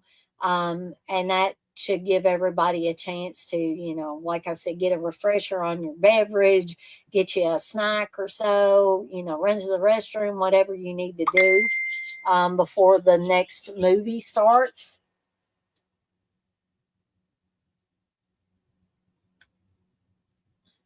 My aunt is messaging me. I'll have to get back to her in a little bit.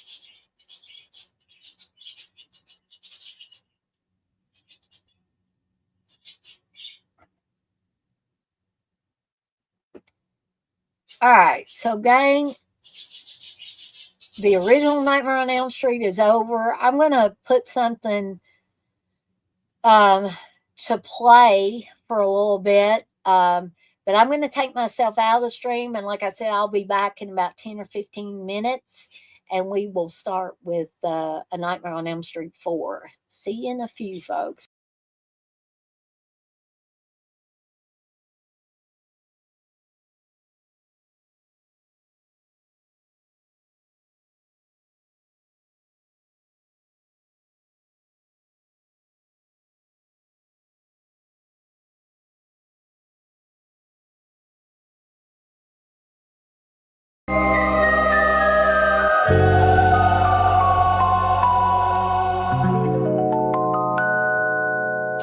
Hey, gang! Tune in to Deadites on Deck on Sunday, November 30th for the first episode of Let's Chat with Evil Dead Chick and Ozzy the Wonder Squirrel. This one is going to be awesome. We are going to dynasty the video nasties of the 1980s. Don't miss it.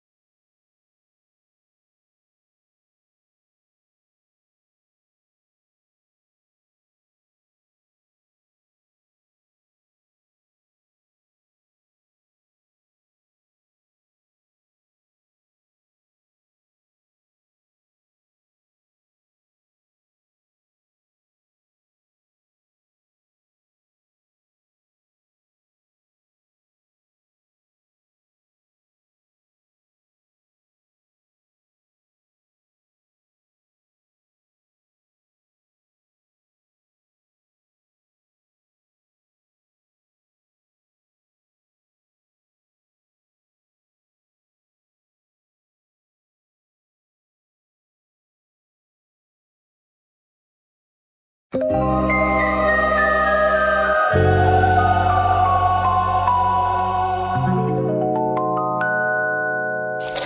gang, tune in to Deadites on Deck on Sunday, November 30th for the first episode of Let's Chat with Evil Dead Chick and Ozzy the Wonder Squirrel. This one is going to be awesome. We are going to dynasty the video nasties of the 1980s. Don't miss it.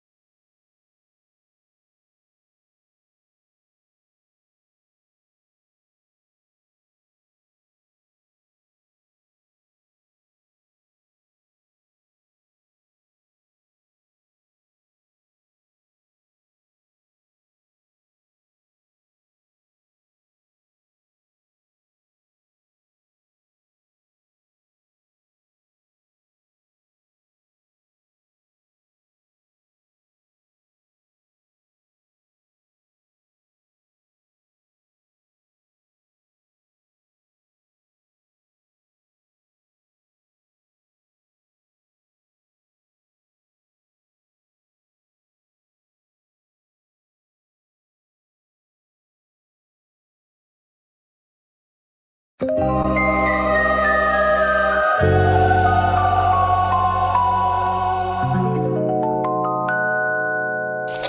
gang, tune in to Deadites on Deck on Sunday, November 30th for the first episode of Let's Chat with Evil Dead Chick and Ozzy the Wonder Squirrel. This one is going to be awesome. We are going to dynasty the video nasties of the 1980s. Don't miss it.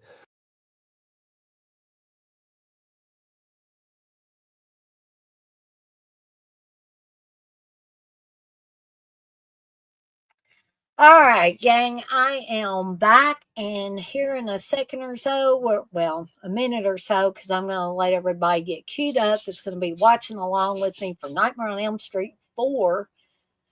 And so we're going to be watching that here in a minute or so. But I'm going to go ahead and let you guys and gals know where I am queued up to. I'm queued up on the Blu-ray from my Nightmare on Elm Street collection. To the New Line Cinema logo, about 19 seconds in. Let me see if I can find a link for this one where those of you guys and gals that don't already own a copy could watch along for free.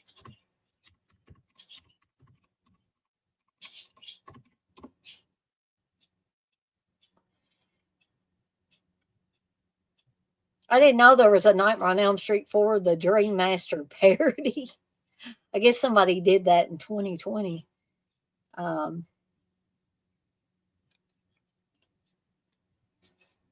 Okay, so apparently I'm not seeing this one for free either. You can rent or buy it from Prime Video. Let me check good old YouTube just to make sure. Well, you can buy or rent it on YouTube as well.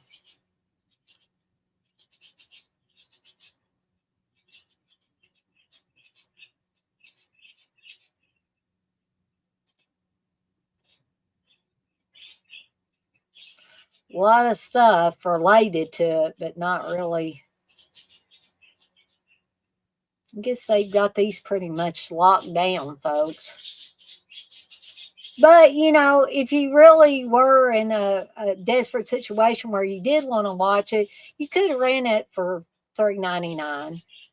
That would be better than, you know, paying full price for it if you didn't already own it. But like I always say, you can always hang out in here. You don't necessarily have to watch the movie. You can listen to me talk about it or whatever. I have no rules about that. Oh no, you can't be in here if you're not watching the movie. All right. So let's go ahead and do the countdown, and we'll get started on this movie. This movie's about an hour and 33 minutes, not too long. So it'll be after 10. It'll be going on 11 o'clock before we're done with this one. But I hope that some of you guys and gals will at least hang out with me for a little bit longer. So here we go with the countdown. 3, 2, 1. Press play. And again, we are off and running with the Nightmare on Elm Street 4. I like this quote from the Bible. When deep sleep falleth on me, and fear came upon me, and trembling, which made all my bones to shake.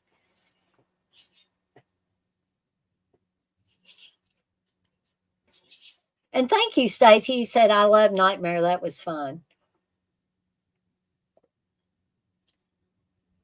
And by the way, Stacy, I think McConaughey would be a better Loomis. I like Kevin Costner, but I'm partial when it comes to Matthew McConaughey.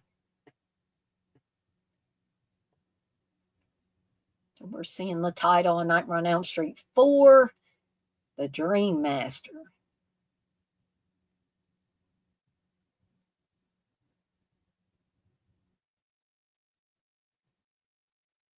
And so we have Rodney Eastman returning from part 3.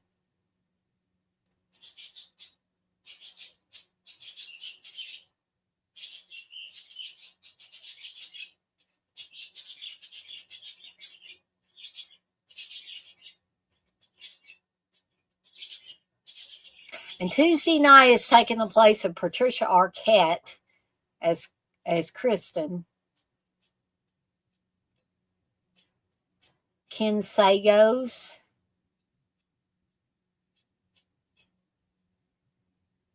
Lisa Wilcox is. I love Lisa Wilcox. I would like to meet Lisa Wilcox. Brooke Bundy again returns.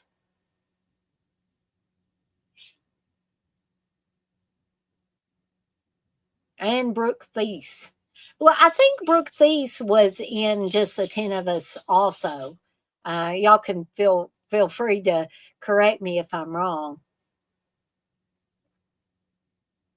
I also love the way Nightmare on Elm Street 4 begins with Kristen having this nightmare. And she comes upon the little girl who's drawing which is not actually the Freddy house, but it's the Thompson house. Anything with kids and horror mixture, it's always really creepy.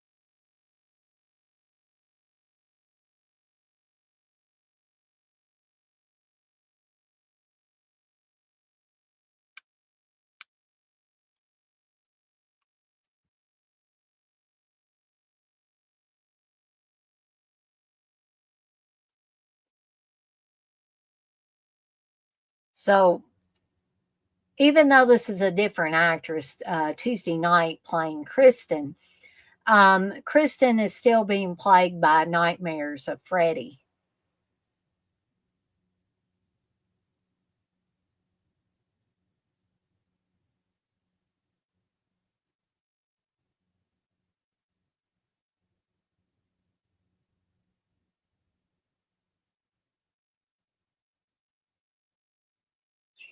And this is directed by Rennie Harlan.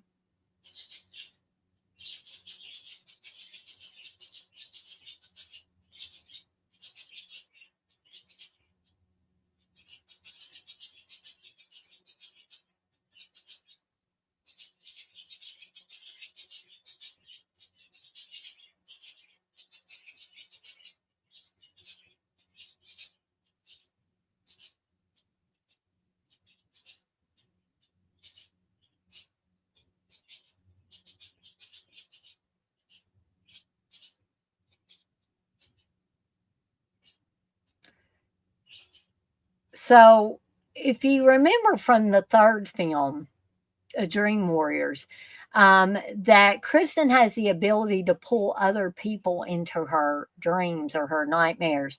And so, Kincaid and Joey um, from the third film, she's able to pull into her nightmares as well. Still in this film, um,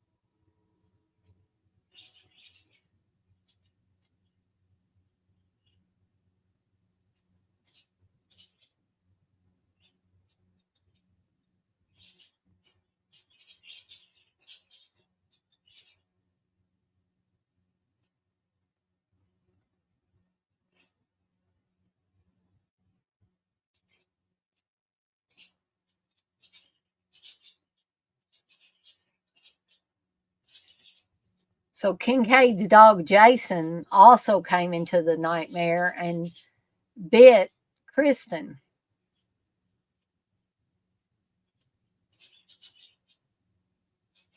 In the same way that Nancy in the first film um, got slashed by Freddy on the arm, she also got burned on the arm, or she burned herself to wake herself up out of a nightmare.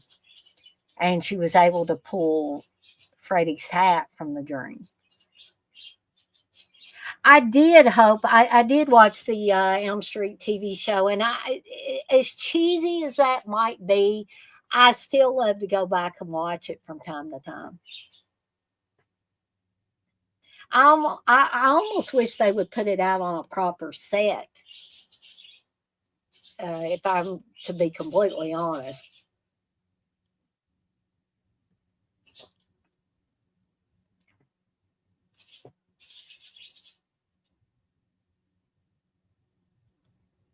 So the poet again mentioned this earlier that the parents are jerks in the later films. Now, Alice's father here is a bit of a jerk, but he's also an alcoholic. And that seems to be a theme that runs through a lot of these Nightmare on Elm Street films, that the parents are either absent, they're alcoholic, um, otherwise abusive in some way, and the kids have no support system.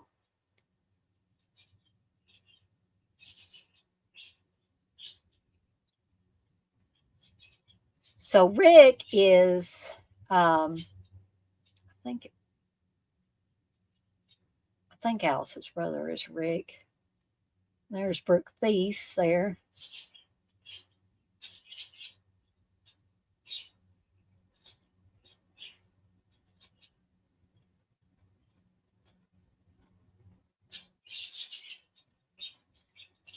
So Alice here, played by Lisa Wilcox,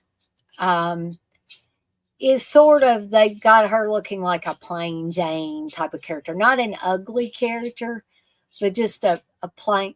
No, his name is, no, okay, that's Dan. Okay. Yeah, her brother's name is Rick. I get confused sometimes, folks, especially if it's been a little bit since I've seen the movie. But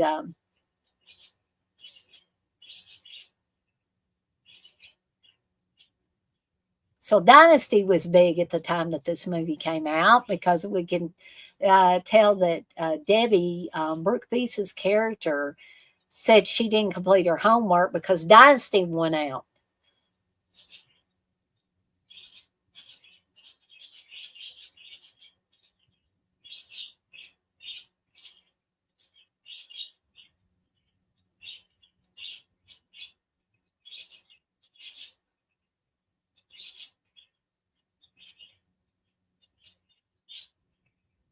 I really like the Debbie character too, because she does not let anybody run over her friends. Hope, you said, which franchise do you prefer more, Friday the 13th or Elm Street? For me, it's Friday the 13th. As much as I love the Elm Street series, and as much as I love Robert Englund and the Freddy character, I would have to say Friday the 13th as well.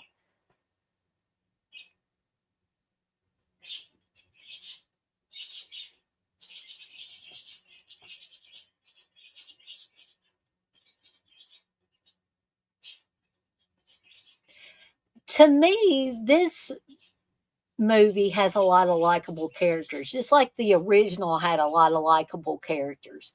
I can't always say that for every Nightmare on Elm Street movie in the series, but I can say it for the first, definitely for the first one and the fourth one.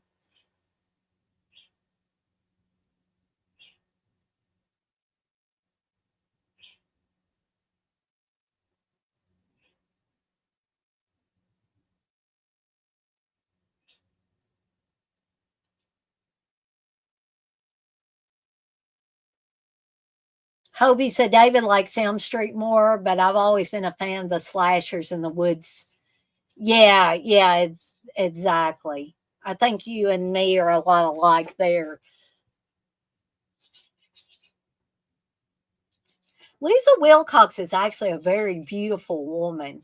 But I think they had to make her sort of, like I said, like a plain Jane character in the beginning, so that when the transformation starts for her, that it's really like vibrant. And it's like, whoa, she is taking on the characteristics of the people that are being killed by Freddy around her.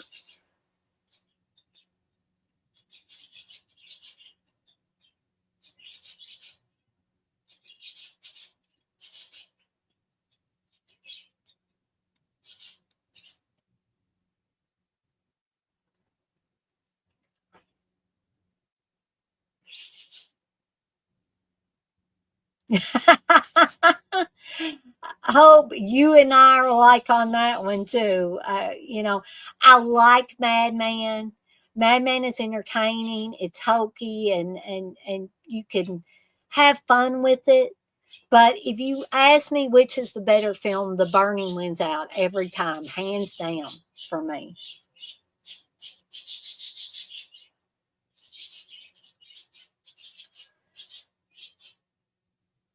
And, even though, CK and others, I'm not saying anything bad about CK. I'm just saying he's not the only one. Other people have said that the only thing the Burning's got going for it is the raft scene. I disagree. I think it's got a lot of creepy moments, a lot of cool kills in it. Not just the raft scene, there are other cool kills in it as well. And, I just don't think Madman has that. It doesn't have that extra oomph to it. Now, it's entertaining and it's crazy and all that stuff, and I definitely have fun with it. But again, if somebody asks me, okay, you like both films, but which one do you prefer? I can easily say The Burn. Easily say The Burn.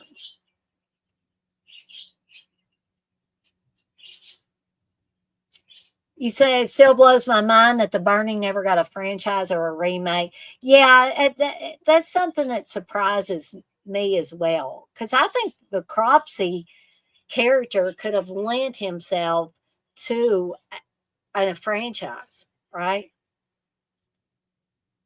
Now, I'm not too big on remakes, but, again, to each their own there.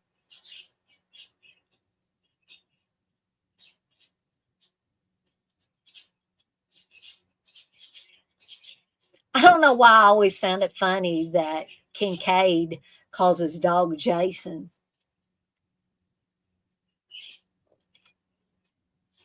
For some reason, I know people name their dogs and cats and other animals people names. Like I have a dog named Darcy. I have a dog named Zoe. I have a dog named Brink. Now that's a little more unusual, but she's named after Brink Stevens, the Scream Queen. I had a dog named Linnea, who was also named after a Scream Queen, Linnea Quigley. Sorry, folks. Oh, I have been sneezing like that from time, and sometimes I'll sneeze 5 or 10 times in a row, and I feel like I might sneeze again. So sorry.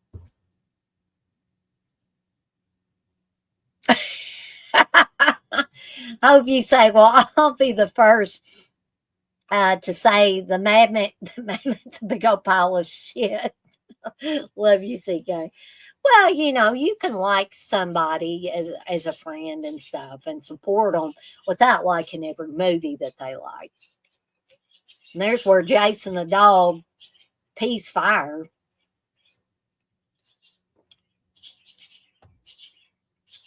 And, spoiler alert, I hate to see the Kincaid character go. I love Ken Sago's portrayal of Kincaid. Um,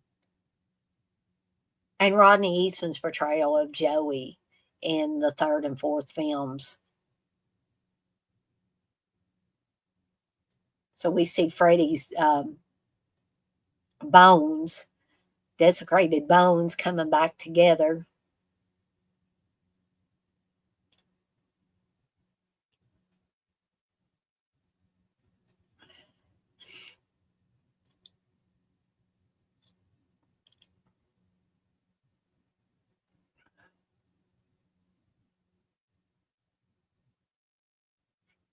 That dog says, I'm getting the hell out of here.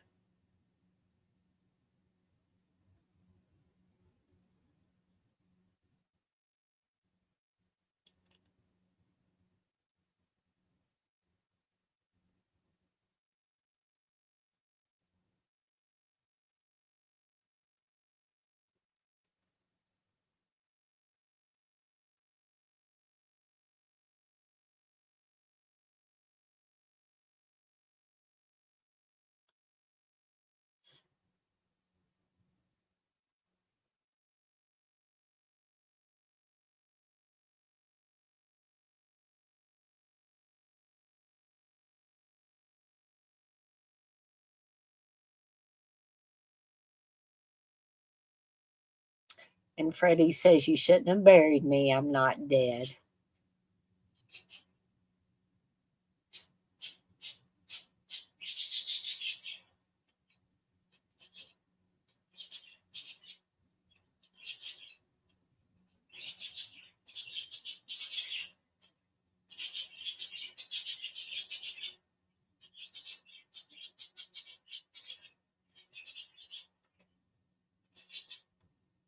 Robert England, I know a lot of people probably already know this already, especially people that have met Robert England in person.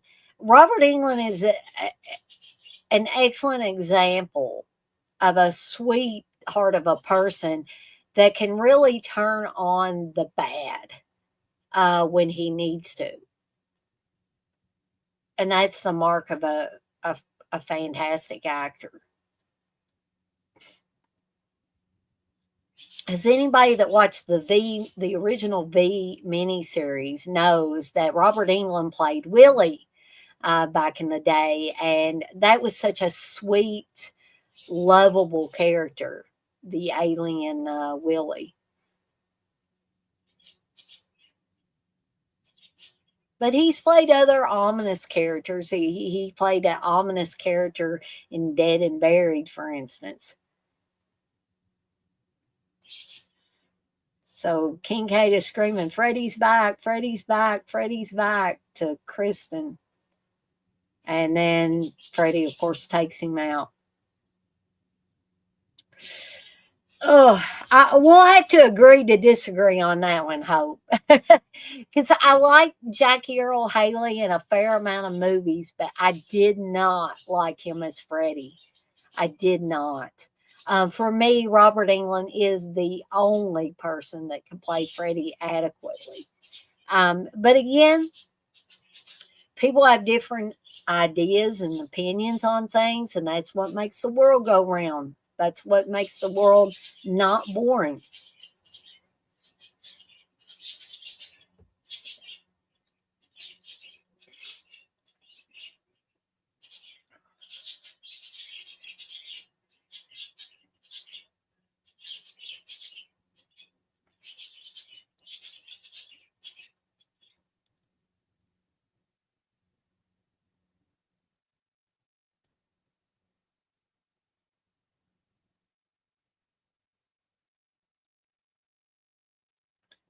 So, unfortunately, again, spoiler alert, folks, Freddy is also going to take out Joey as well, unfortunately. And like I said, I think the Kincaid and Joey characters are pretty universally loved in the Nightmare on Elm Street fan universe.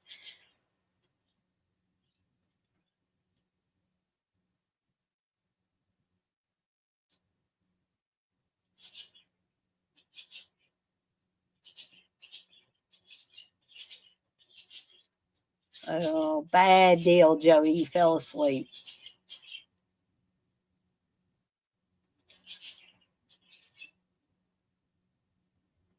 These sex dreams will get you every time, folks.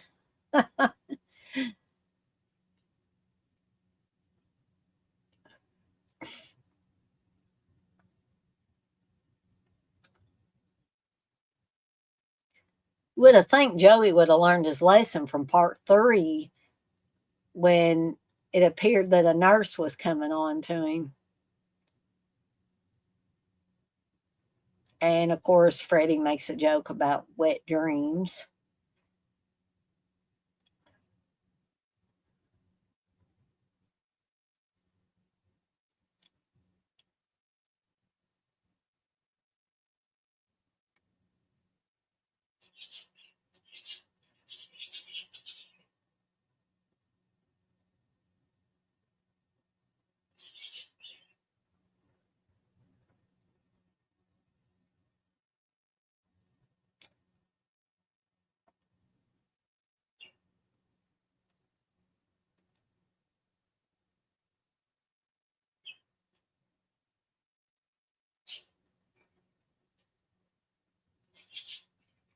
And we notice here, and I'll talk about, or I'll try to remember to talk about this a little bit later. We notice that Alice's mirror, instead of seeing herself, she sees her friends, her family, her mother who has died, pictures of those people. And her brother Rick says, you can't see yourself in the mirror.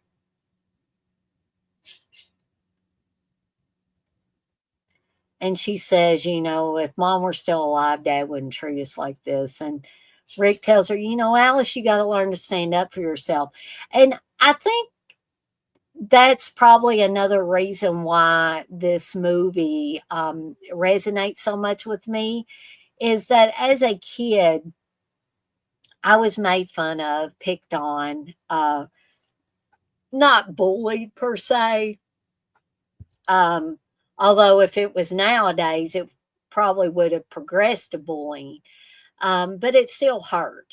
So to to see this scene even as a young adult, and seeing a brother in a movie tell his sister, you got to learn to take up for yourself. It took me a lot of years to realize that I could take up for myself, that I had the strength I didn't have to take that from people. So Joey's mother just discovered Joey is dead inside his waterbed.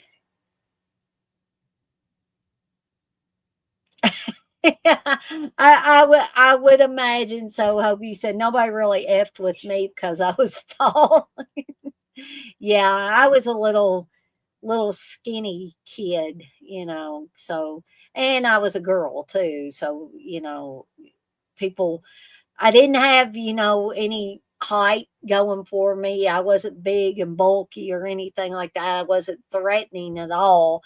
I wasn't going to intimidate anybody. So those are the people that do get picked on growing up. Sometimes other people get picked on if they've got a few extra pounds on them or something like that. People will make fun of them, and it's a really sad state of affairs that the world ain't gotten any better in the years since I was a kid.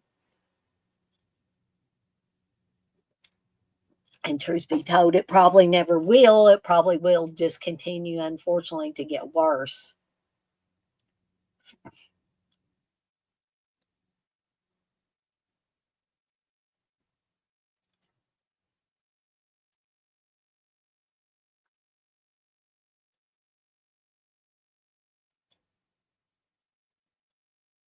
So Kristen automatically sees the empty desks and knows that something bad has happened to Kincaid and Joey.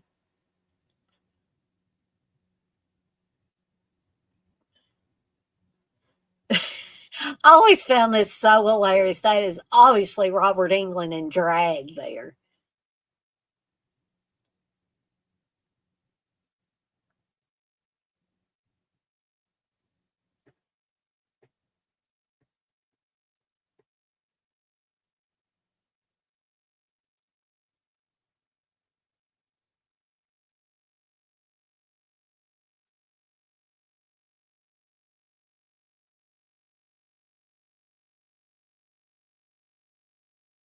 So we see this look here.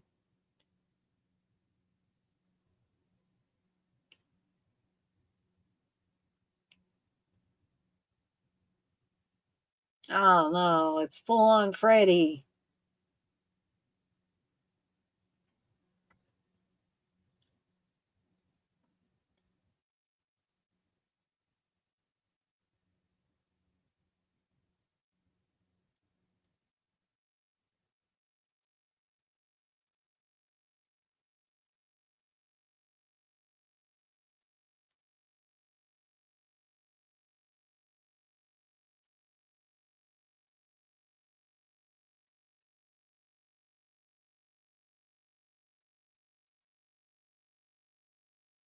So this is back in the day when they still had a lot of these little, cafes and soda fountains. You don't really see a lot of this anymore.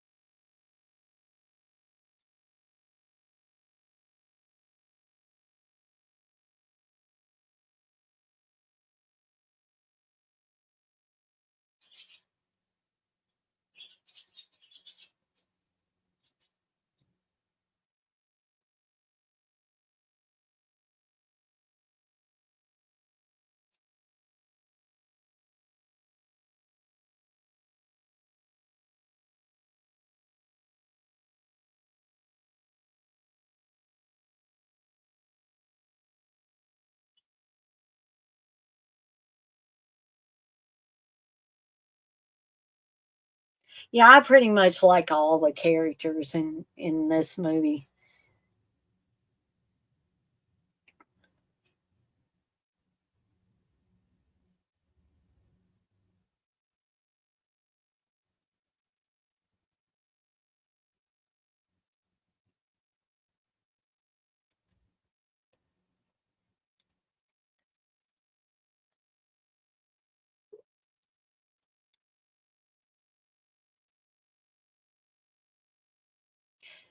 Tuesday Night does a good job of playing Kristen, um, but she plays Kristen, of course, a totally different way than Patricia Arquette did. Um, so it was probably a little bit of a shock to people when, Ken Sagos and Rodney Eastman both returned from part three, but Patricia Arquette did not. So now they're outside the Thompson house. That was something that always confused me.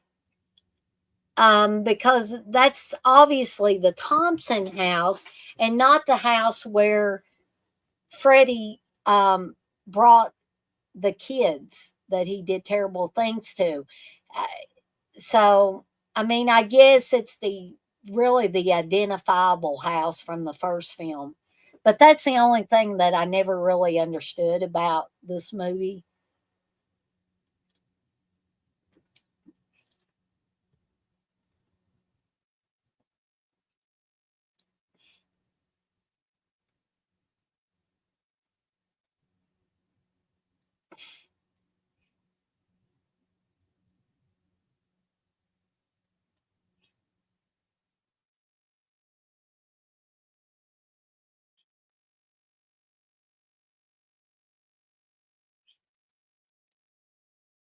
So there's a rhyme called the Dream Master that Alice was just reciting there. Oh, and there is Kristen's mom. That's Brooke Bundy from the third film, playing her mother once again. And still using the on delay saying or phrase. She wants her to get away from that house.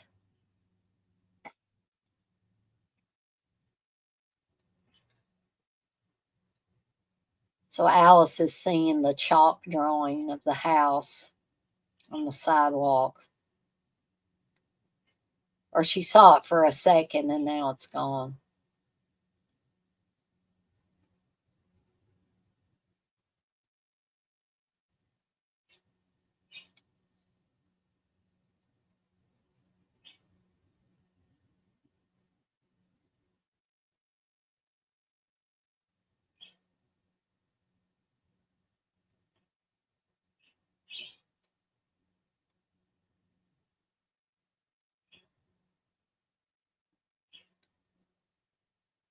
So something's going on with Kristen here.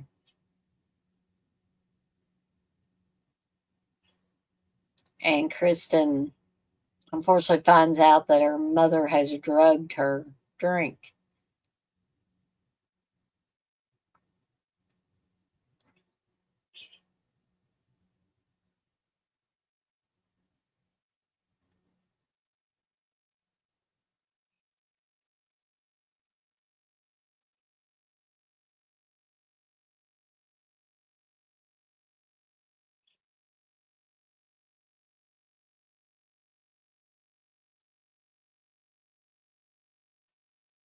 And she tells her mother, "No, mother, you just murdered me."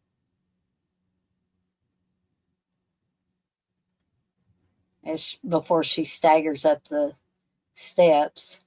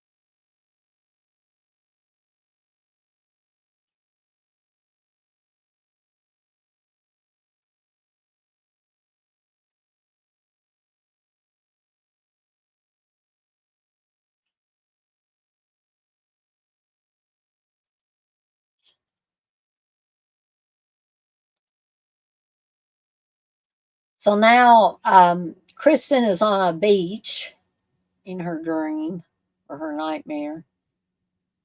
I like that bathing suit though, but uh-oh. I don't think this is going to be a shark. Unless it's a Freddy shark.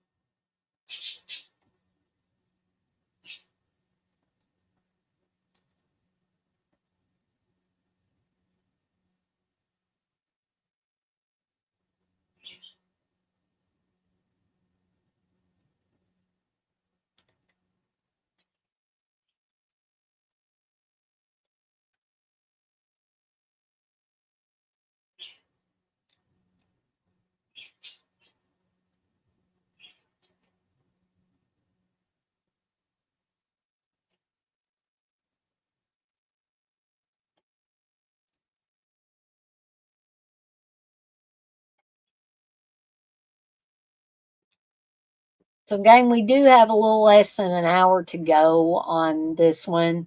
Um, I just always like to remind people I will stay with you until the credits complete their rolling through. And if there are no questions or comments or anything after that, then I'll probably get off of here soon after. Um, but I just always like to remind people of that about partway through the movie.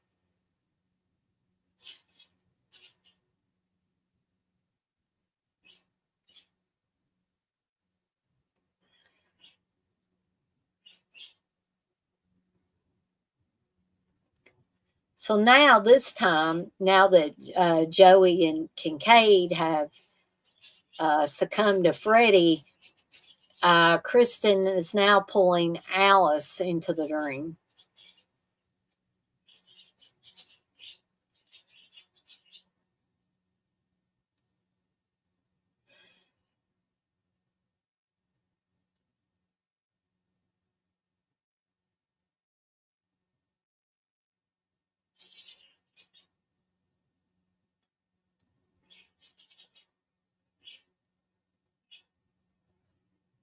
And we see that Freddie is gaining the soul, he says, the souls of his children. But we also see that apparently Kristen's soul went into Alice. But now there's a very ominous postcard, greetings from hell.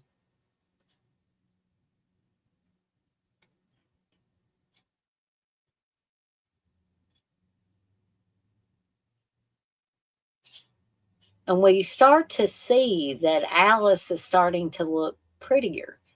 As if she's already gained some of Kristen's beauty and her power. And they go to Kristen's house, and we see that her bedroom is unfortunately on fire.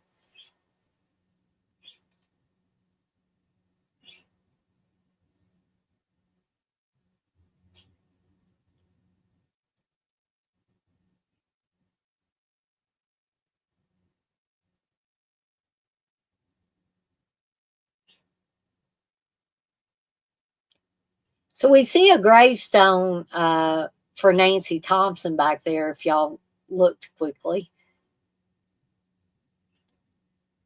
And now Alice is watching old videos and seeing Kristen on there. But Rick comes in, and, you know, Kristen being his girlfriend, he doesn't want to see a video with her on it.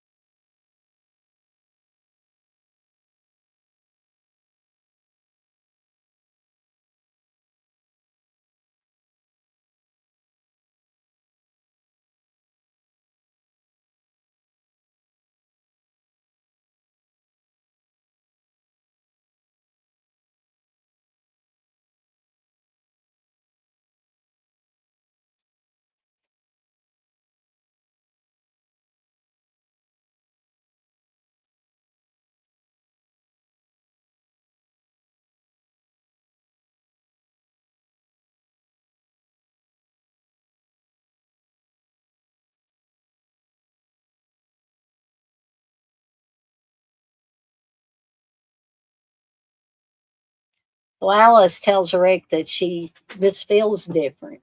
She looks different. It's just, this is not something that's subtle at all in the movie. I mean, apparently they want you to notice the change in Alice. Alice already has an extra strength in her.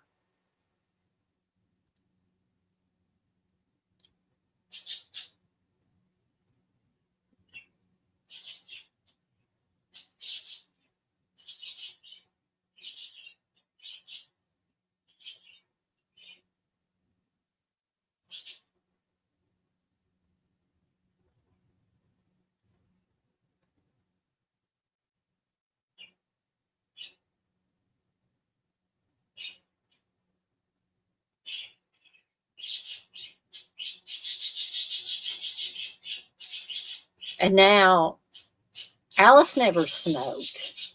And now she's lighting up a cigarette. She says, I don't smoke.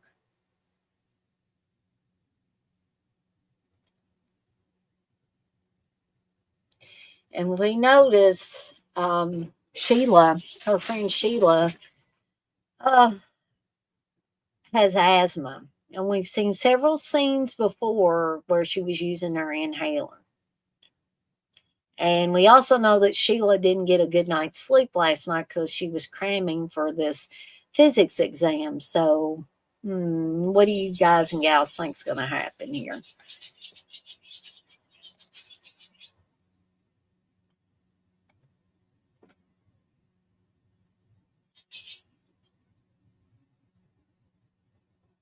Things start moving around on her test page.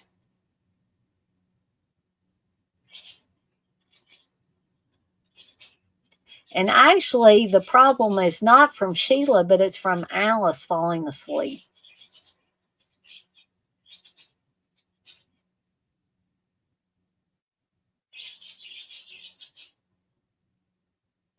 And learning is fun with Freddie. And then blood starts dripping out of Sheila's pen.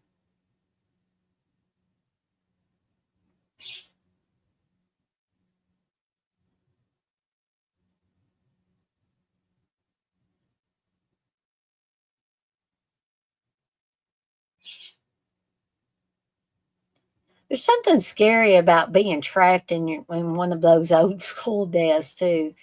And then we see a Freddy robotic hand go on Sheila's face.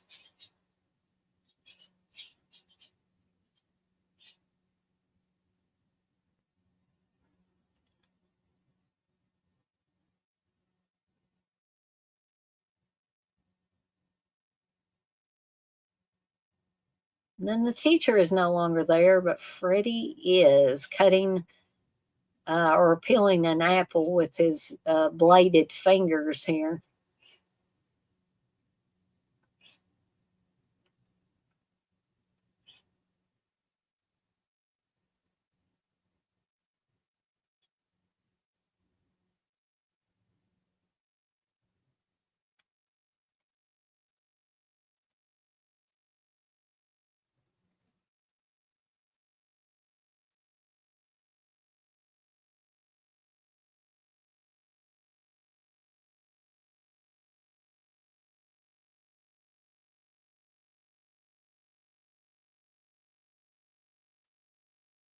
And he says, want to suck face? And she doesn't, but Freddy does. And he's going to suck the life right out of her. But on the outside of the dream, it's going to look like Sheila is suffering from an asthma attack.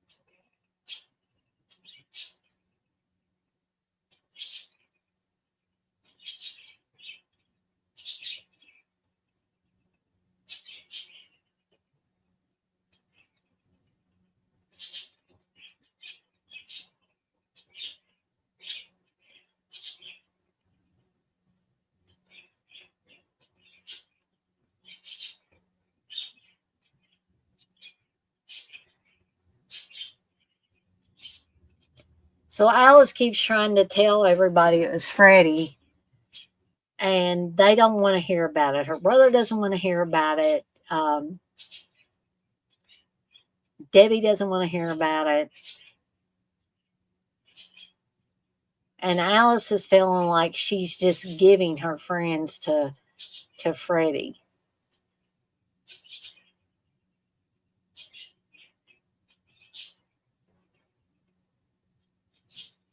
And Rick, at this point, he says, I don't know if it's just a story anymore. We're dropping like flies here.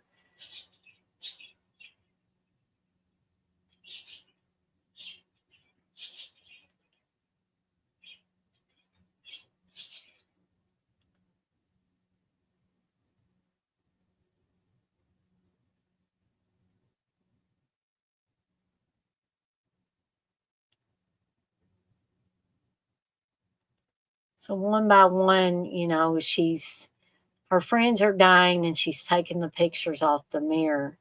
And again, we see, they're subtle, but in a way not subtle, the changes that are happening to Alice.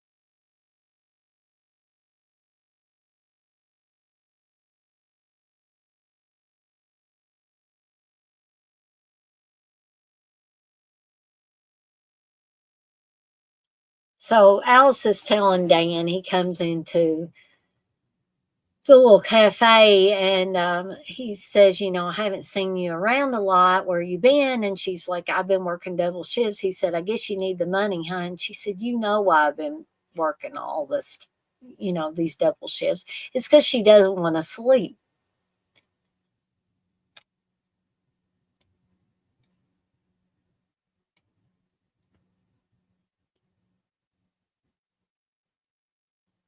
So apparently Kristen was the last Elm Street child, the child of the people that killed Freddie.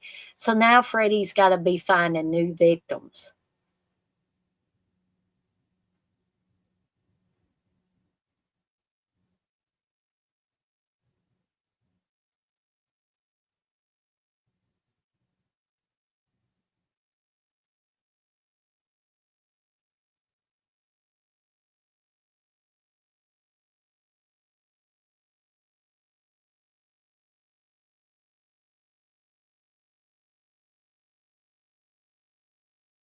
This kid here that's talking with the dark hair, I want to say he was one of the kids that picked on, oh, shoot. I'm just losing my whole train of thought. I'll think of it here in a minute. My brain just does that anymore. I try to blame it on the last time I had COVID. Oh, Tommy. Um, Tommy Doyle on Halloween. The original Halloween, I think he's one of the kids. I don't know if that's Mickey Yablon's or when Yablon's kid, or it's one of the other ones. I wanted to say it was Mickey Yablon's, but I could be wrong. But I believe it was one of the kids. And there's Bob Shea there, the producer of the Elm Street movies and a lot of other New Line Cinema movies.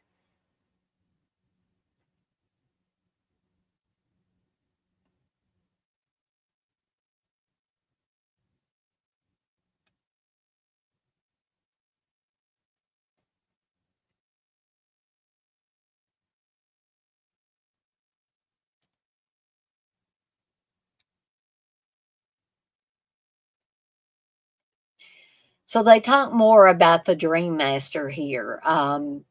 Bob Shea is playing one of the high school teachers.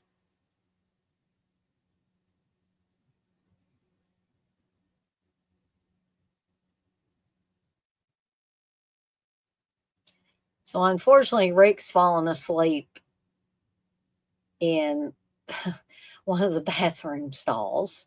And the dream, like a lot of the dreams that turn bad when Freddie shows up, but this one's a little embarrassing. So these cheerleaders come in while Rick is on the toilet, but then Alice shows up, which makes it really embarrassing. And now he's not only seeing himself on the toilet, but he just saw Kristen, and she's like, Rick, make me laugh. And then it turns into the burned Kristen. And it's like Rick's in an elevator that's going down way too fast.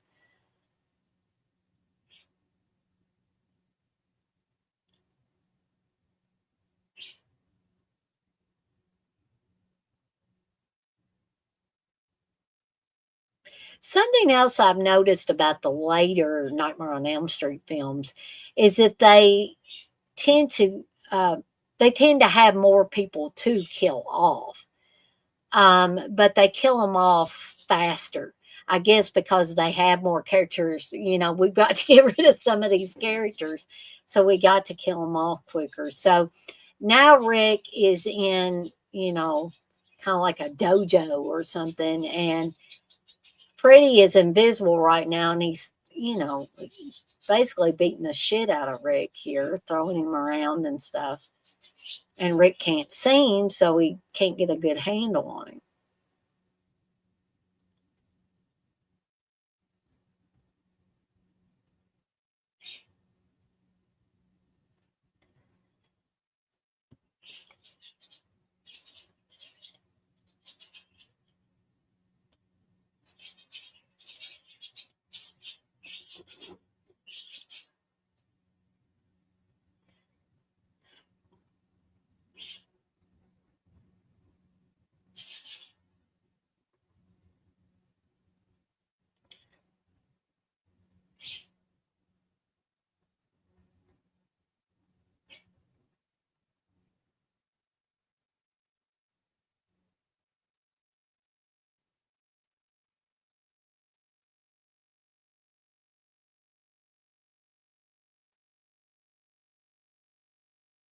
So now Freddie, has just taken out her brother Rick. So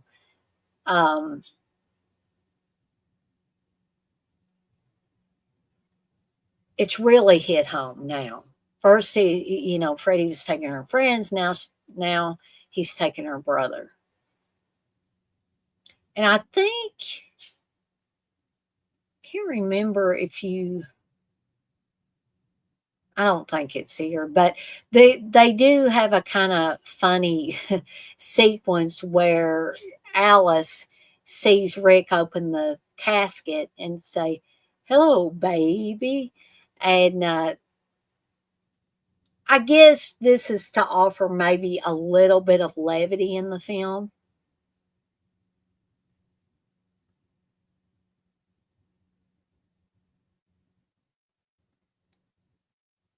And he's saying, I love this. They think I'm dead, don't they?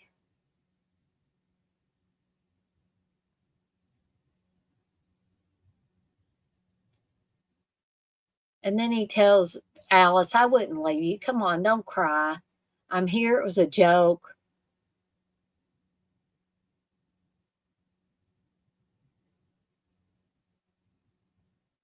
And then she says, no more daydreams. And he says, well, I got to go. And he goes back and gets back into the casket and says, good night.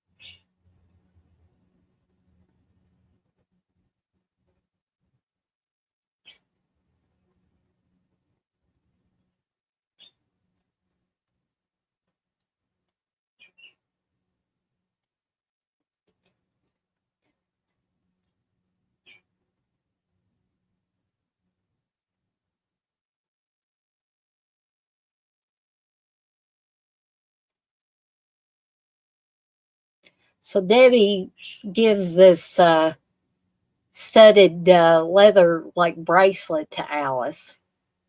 And Debbie's like the workout queen. We're going to see a scene that's going to turn out very gruesome coming up.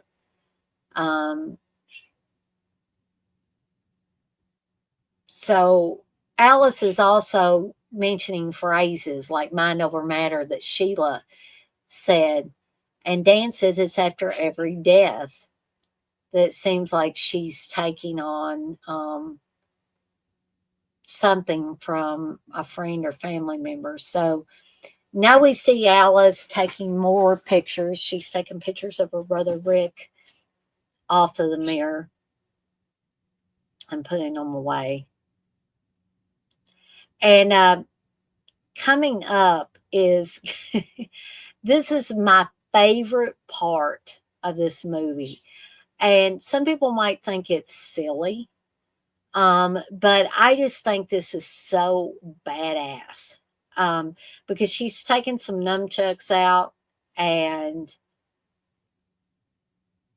remember, her brother was into martial arts, okay? So Rick is gone now, but she's been taking a strength from each one of her friends. Now she's going to take on a strength from her brother. Maybe this is not where she says the line, but she's practicing. You can clearly tell that that's not Lisa Wilcox from the back, though. The hair is obviously different. Yeah, this is not where she says the line, but that's going to be coming up. So,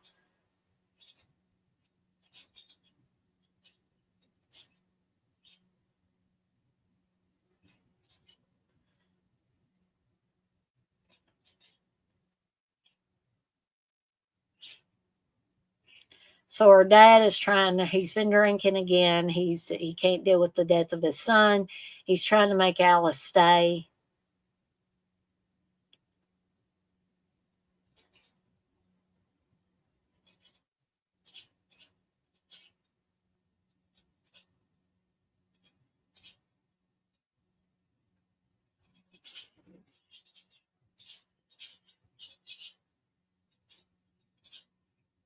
And her dad finally says, I lost Rick because I didn't watch out for him. He said, I don't want to lose you.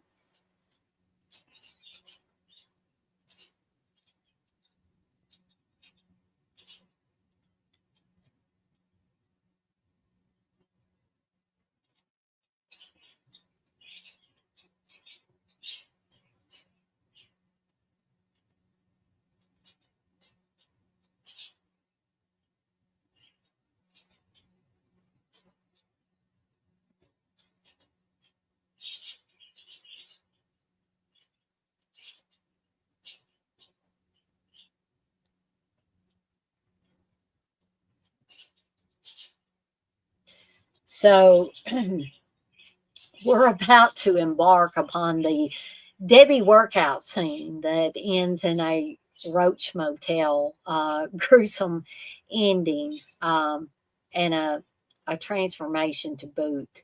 It's not a very good transformation for Debbie. I will say that.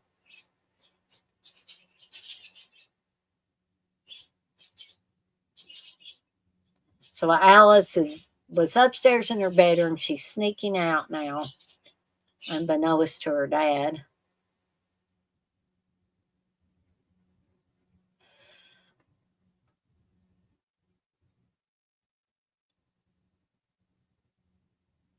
So this is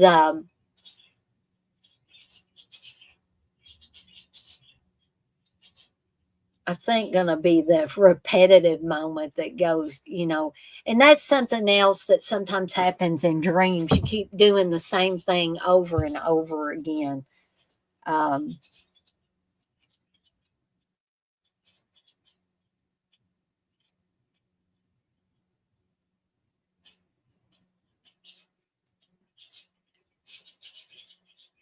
So she gets a ticket to a movie that's showing, I thought it said Lost Youth and Reefer Madness, which are old movies.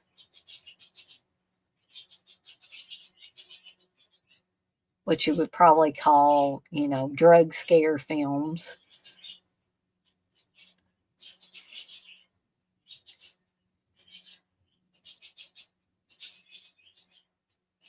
Or, youth gone wild films and stuff like that.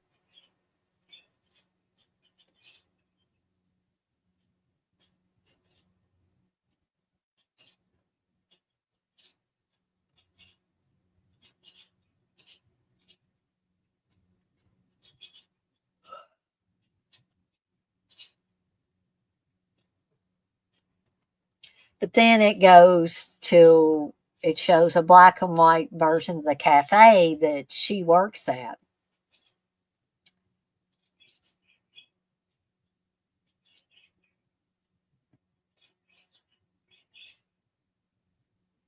I think this was really done good, and the popcorn starts to come out of the popcorn bucket and go more towards the screen. This is a really good effect, I think. And then the Pepsi or Coke or whatever that she's got does the same.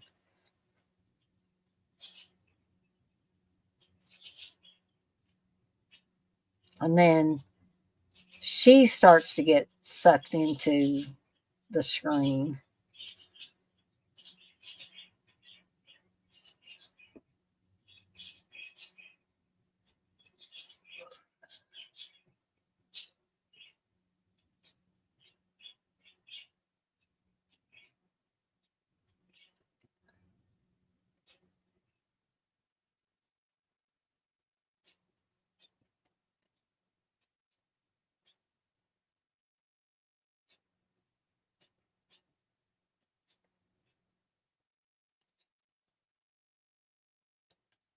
And now she is in this black and white film, and she looks and she sees Kristen and she sees her brother, all the people basically that have died, and they're clapping. And now things are in color. But the cafe does not look nice and modern anymore.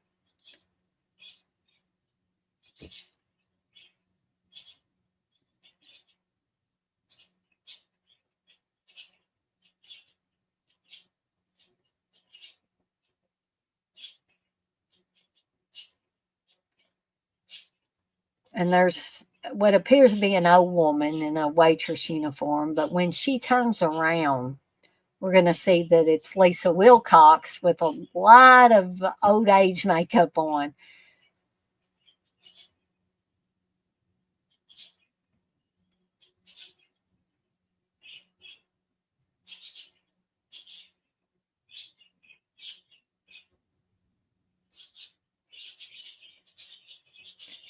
And this is the Soul Pizza. And Freddie's there, and there's Rick's soul in there, and he's like my favorite.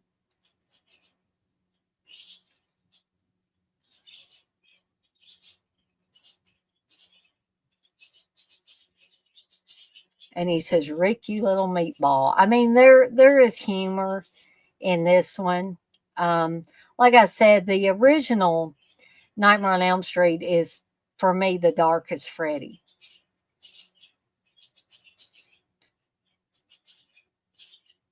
And now she knows, Freddie says, "Bring me more." And then she sees Debbie getting ready to work out. And he says, "Your shift is over." And she wakes up.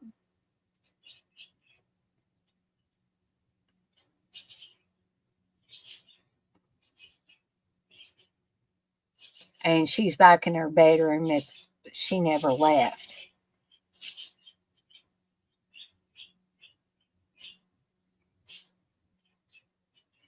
I actually didn't know that was a Sinead O'Connor song that she's listening to. Debbie's listening to as she works out.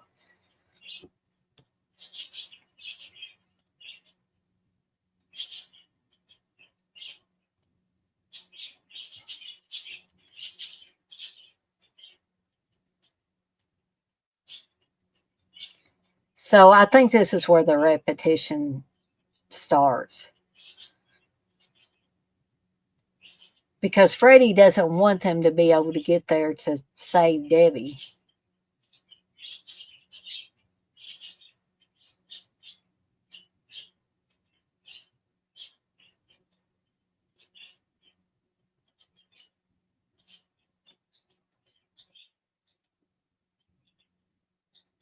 So that here's the repetition here. She's like, "Come on, we have to hurry." And he says, "What's going on?" She says, "I'm driving." Now, they're going to soon realize that this is repetition.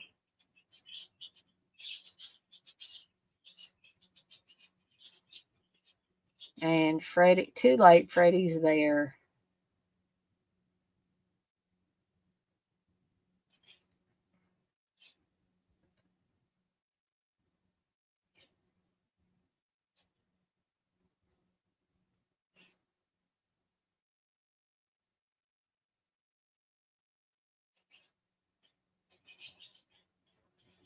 And then her arms break, but something very gruesome is going to happen here.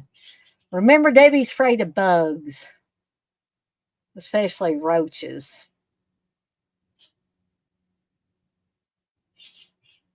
So what's going to happen? Her worst fear. She's going to actually turn into a roach.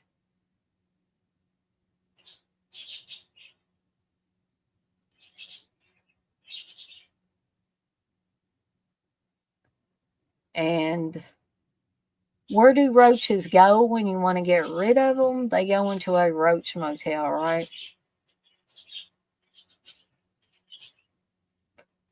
So here's more of the repetition.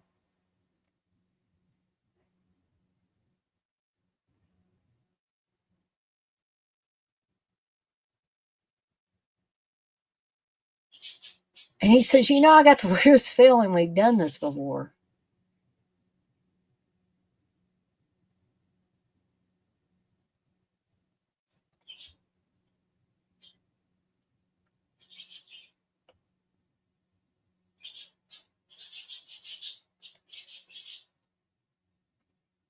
Kind of makes you not want to do this to the little guys, even though roaches are nasty critters.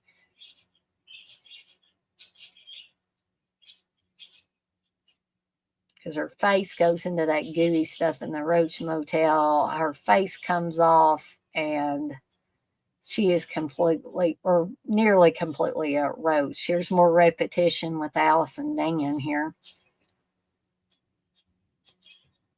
And she finally says, "Oh my God, we're both asleep. He's got us going in circles."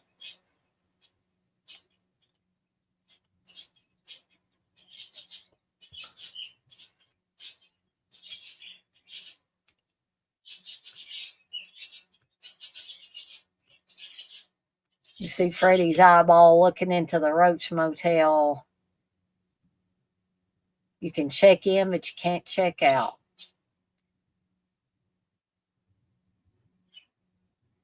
And then he's going to crush it.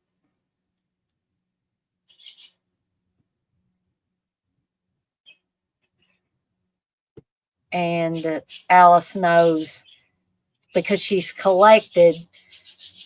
It's like she's collecting their souls. So she's got their souls for protection instead of Freddie getting their souls.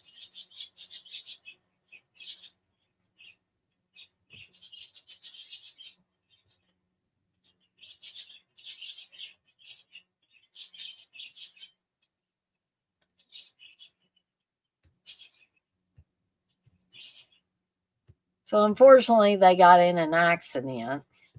And now Dan's life is going to be on the line. And Alice is going to have to protect him.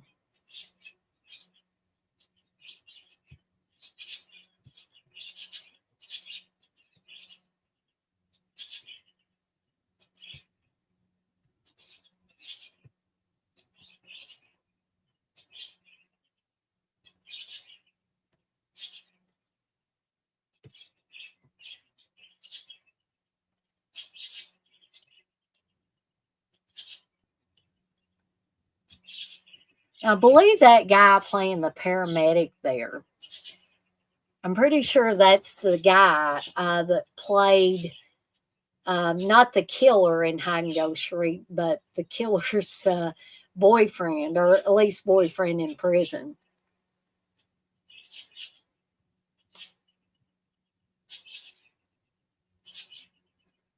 And she's like telling him, don't let them put you to sleep. Which is kind of reminiscent of Howling 2 when Laurie Strode is begging him, please don't put me to sleep. Because she don't want to be vulnerable because, Michael Myers might get her.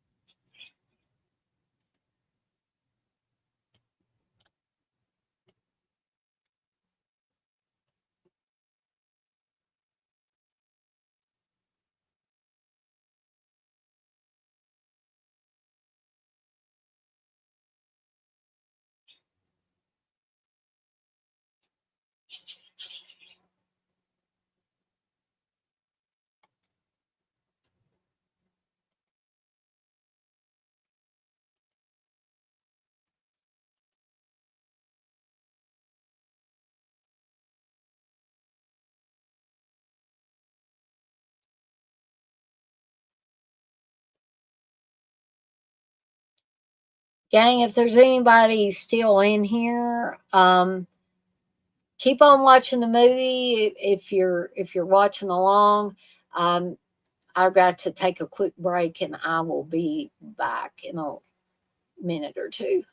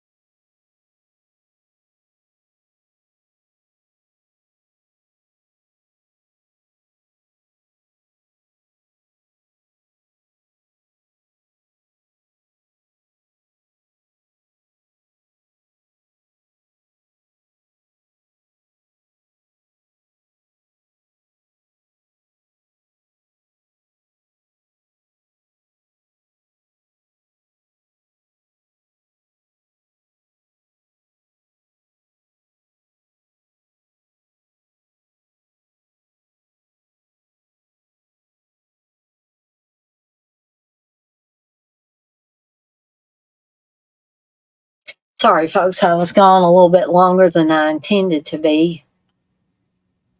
And now it's almost the end of the movie. So I missed the fucking A scene where she, really lets loose, and now we see that she's with Dan. But we know it's not over for Freddie because we know there's a bunch more films.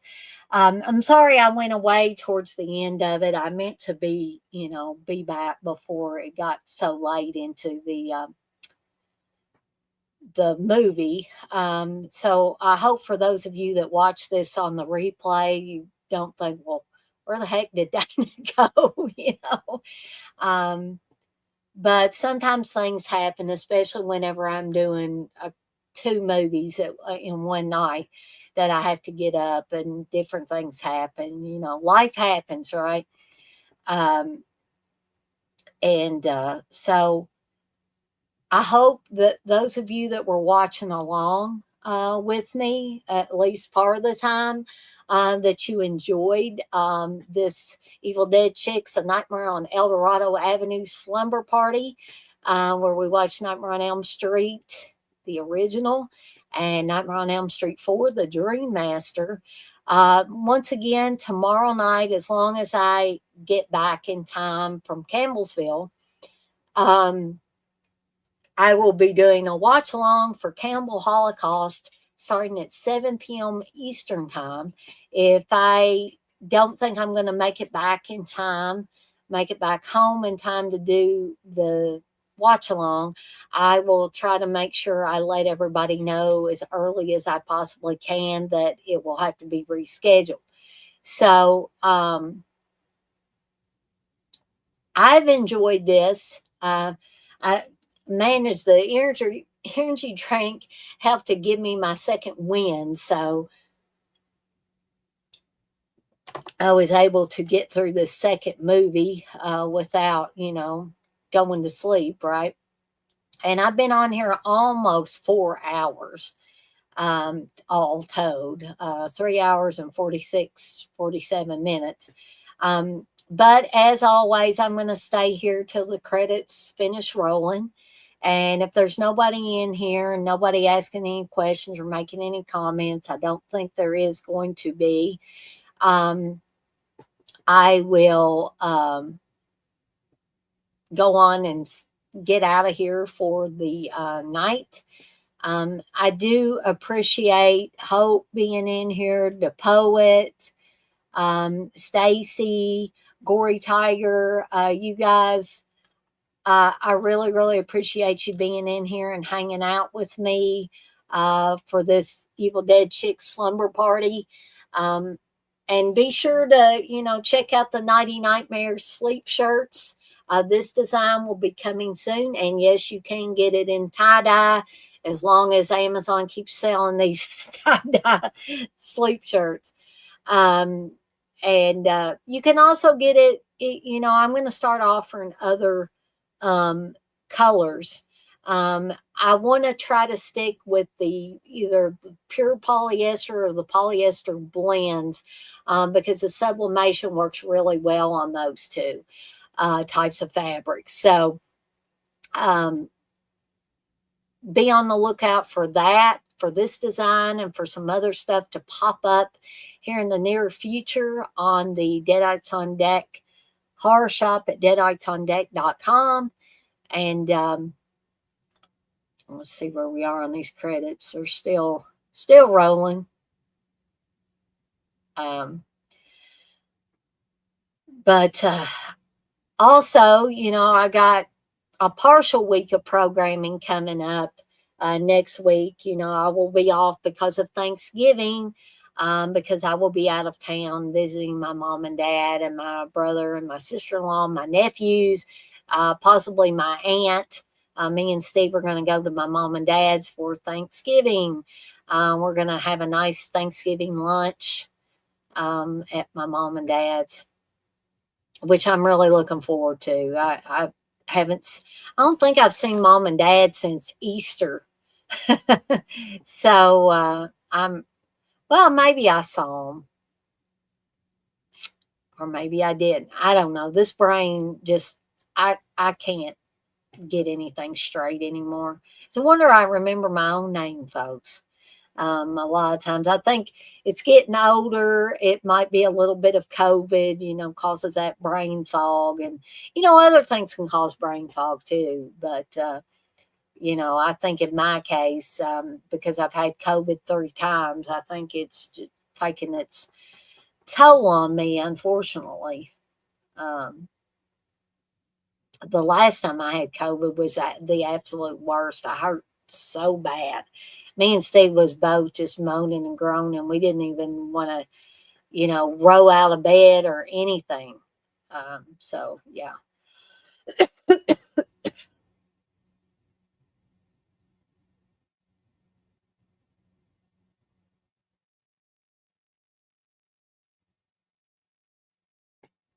So I think we're about through with these credits. It's going through the different songs.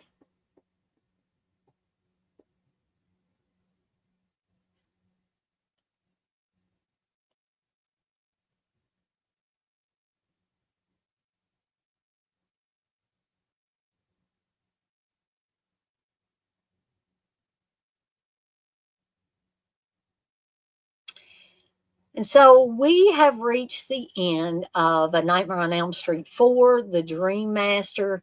Again, I want to thank each and every one of you, whether you were in the chat or not, because I know some people don't feel comfortable getting into the chat, and that's okay. But I want to thank everybody that was in the chat. Like I said, Hope, the poet, Stacy, Gory Tiger. I thank all of you guys and gals for being in here with me and keeping me company during these 2 movies, or most of the 2 movies. And for those of you guys and gals that will watch this on the replay, I thank you as well.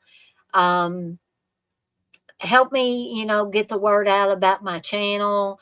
I'm looking to put new content out, periodically, trying to switch it up and all that stuff. Be on the lookout for new things. I meant to tell the poet earlier, if he goes back and watches this, because I don't think he's in here now. The poet, I am going to do the top 10 eventually, like you said, the top 10 actors who played Jason. I want to do that one, but I thought of one today after I got off from work. Top 10 zombie films. I was like, I haven't done zombie films yet. So I'll probably do that one. And then the next top 10 I do will be the top 10 actors who played Jason in Friday the 13th. So with all that being said, I guess that is it for me for tonight. As always, I'm off like a dirty sleep shirt. This shirt ain't dirty, but I'm off like one. And I want to remind everybody, as I always do before I get off of here for the night, to be kind to one another and blaze that trail. Have a fantastic rest of your Friday night, folks. Have a fantastic weekend. And if you love Aussie as much as I do, get out there and blast some Aussie and try your best to live the Aussie way. And what do I mean by that? I mean, don't stay stuck in the past, folks. Move forward from the present into the future, but don't worry about the future. And never, ever give up on your dreams. I love each and every one of you guys and gals out there, and I'll see everybody next time.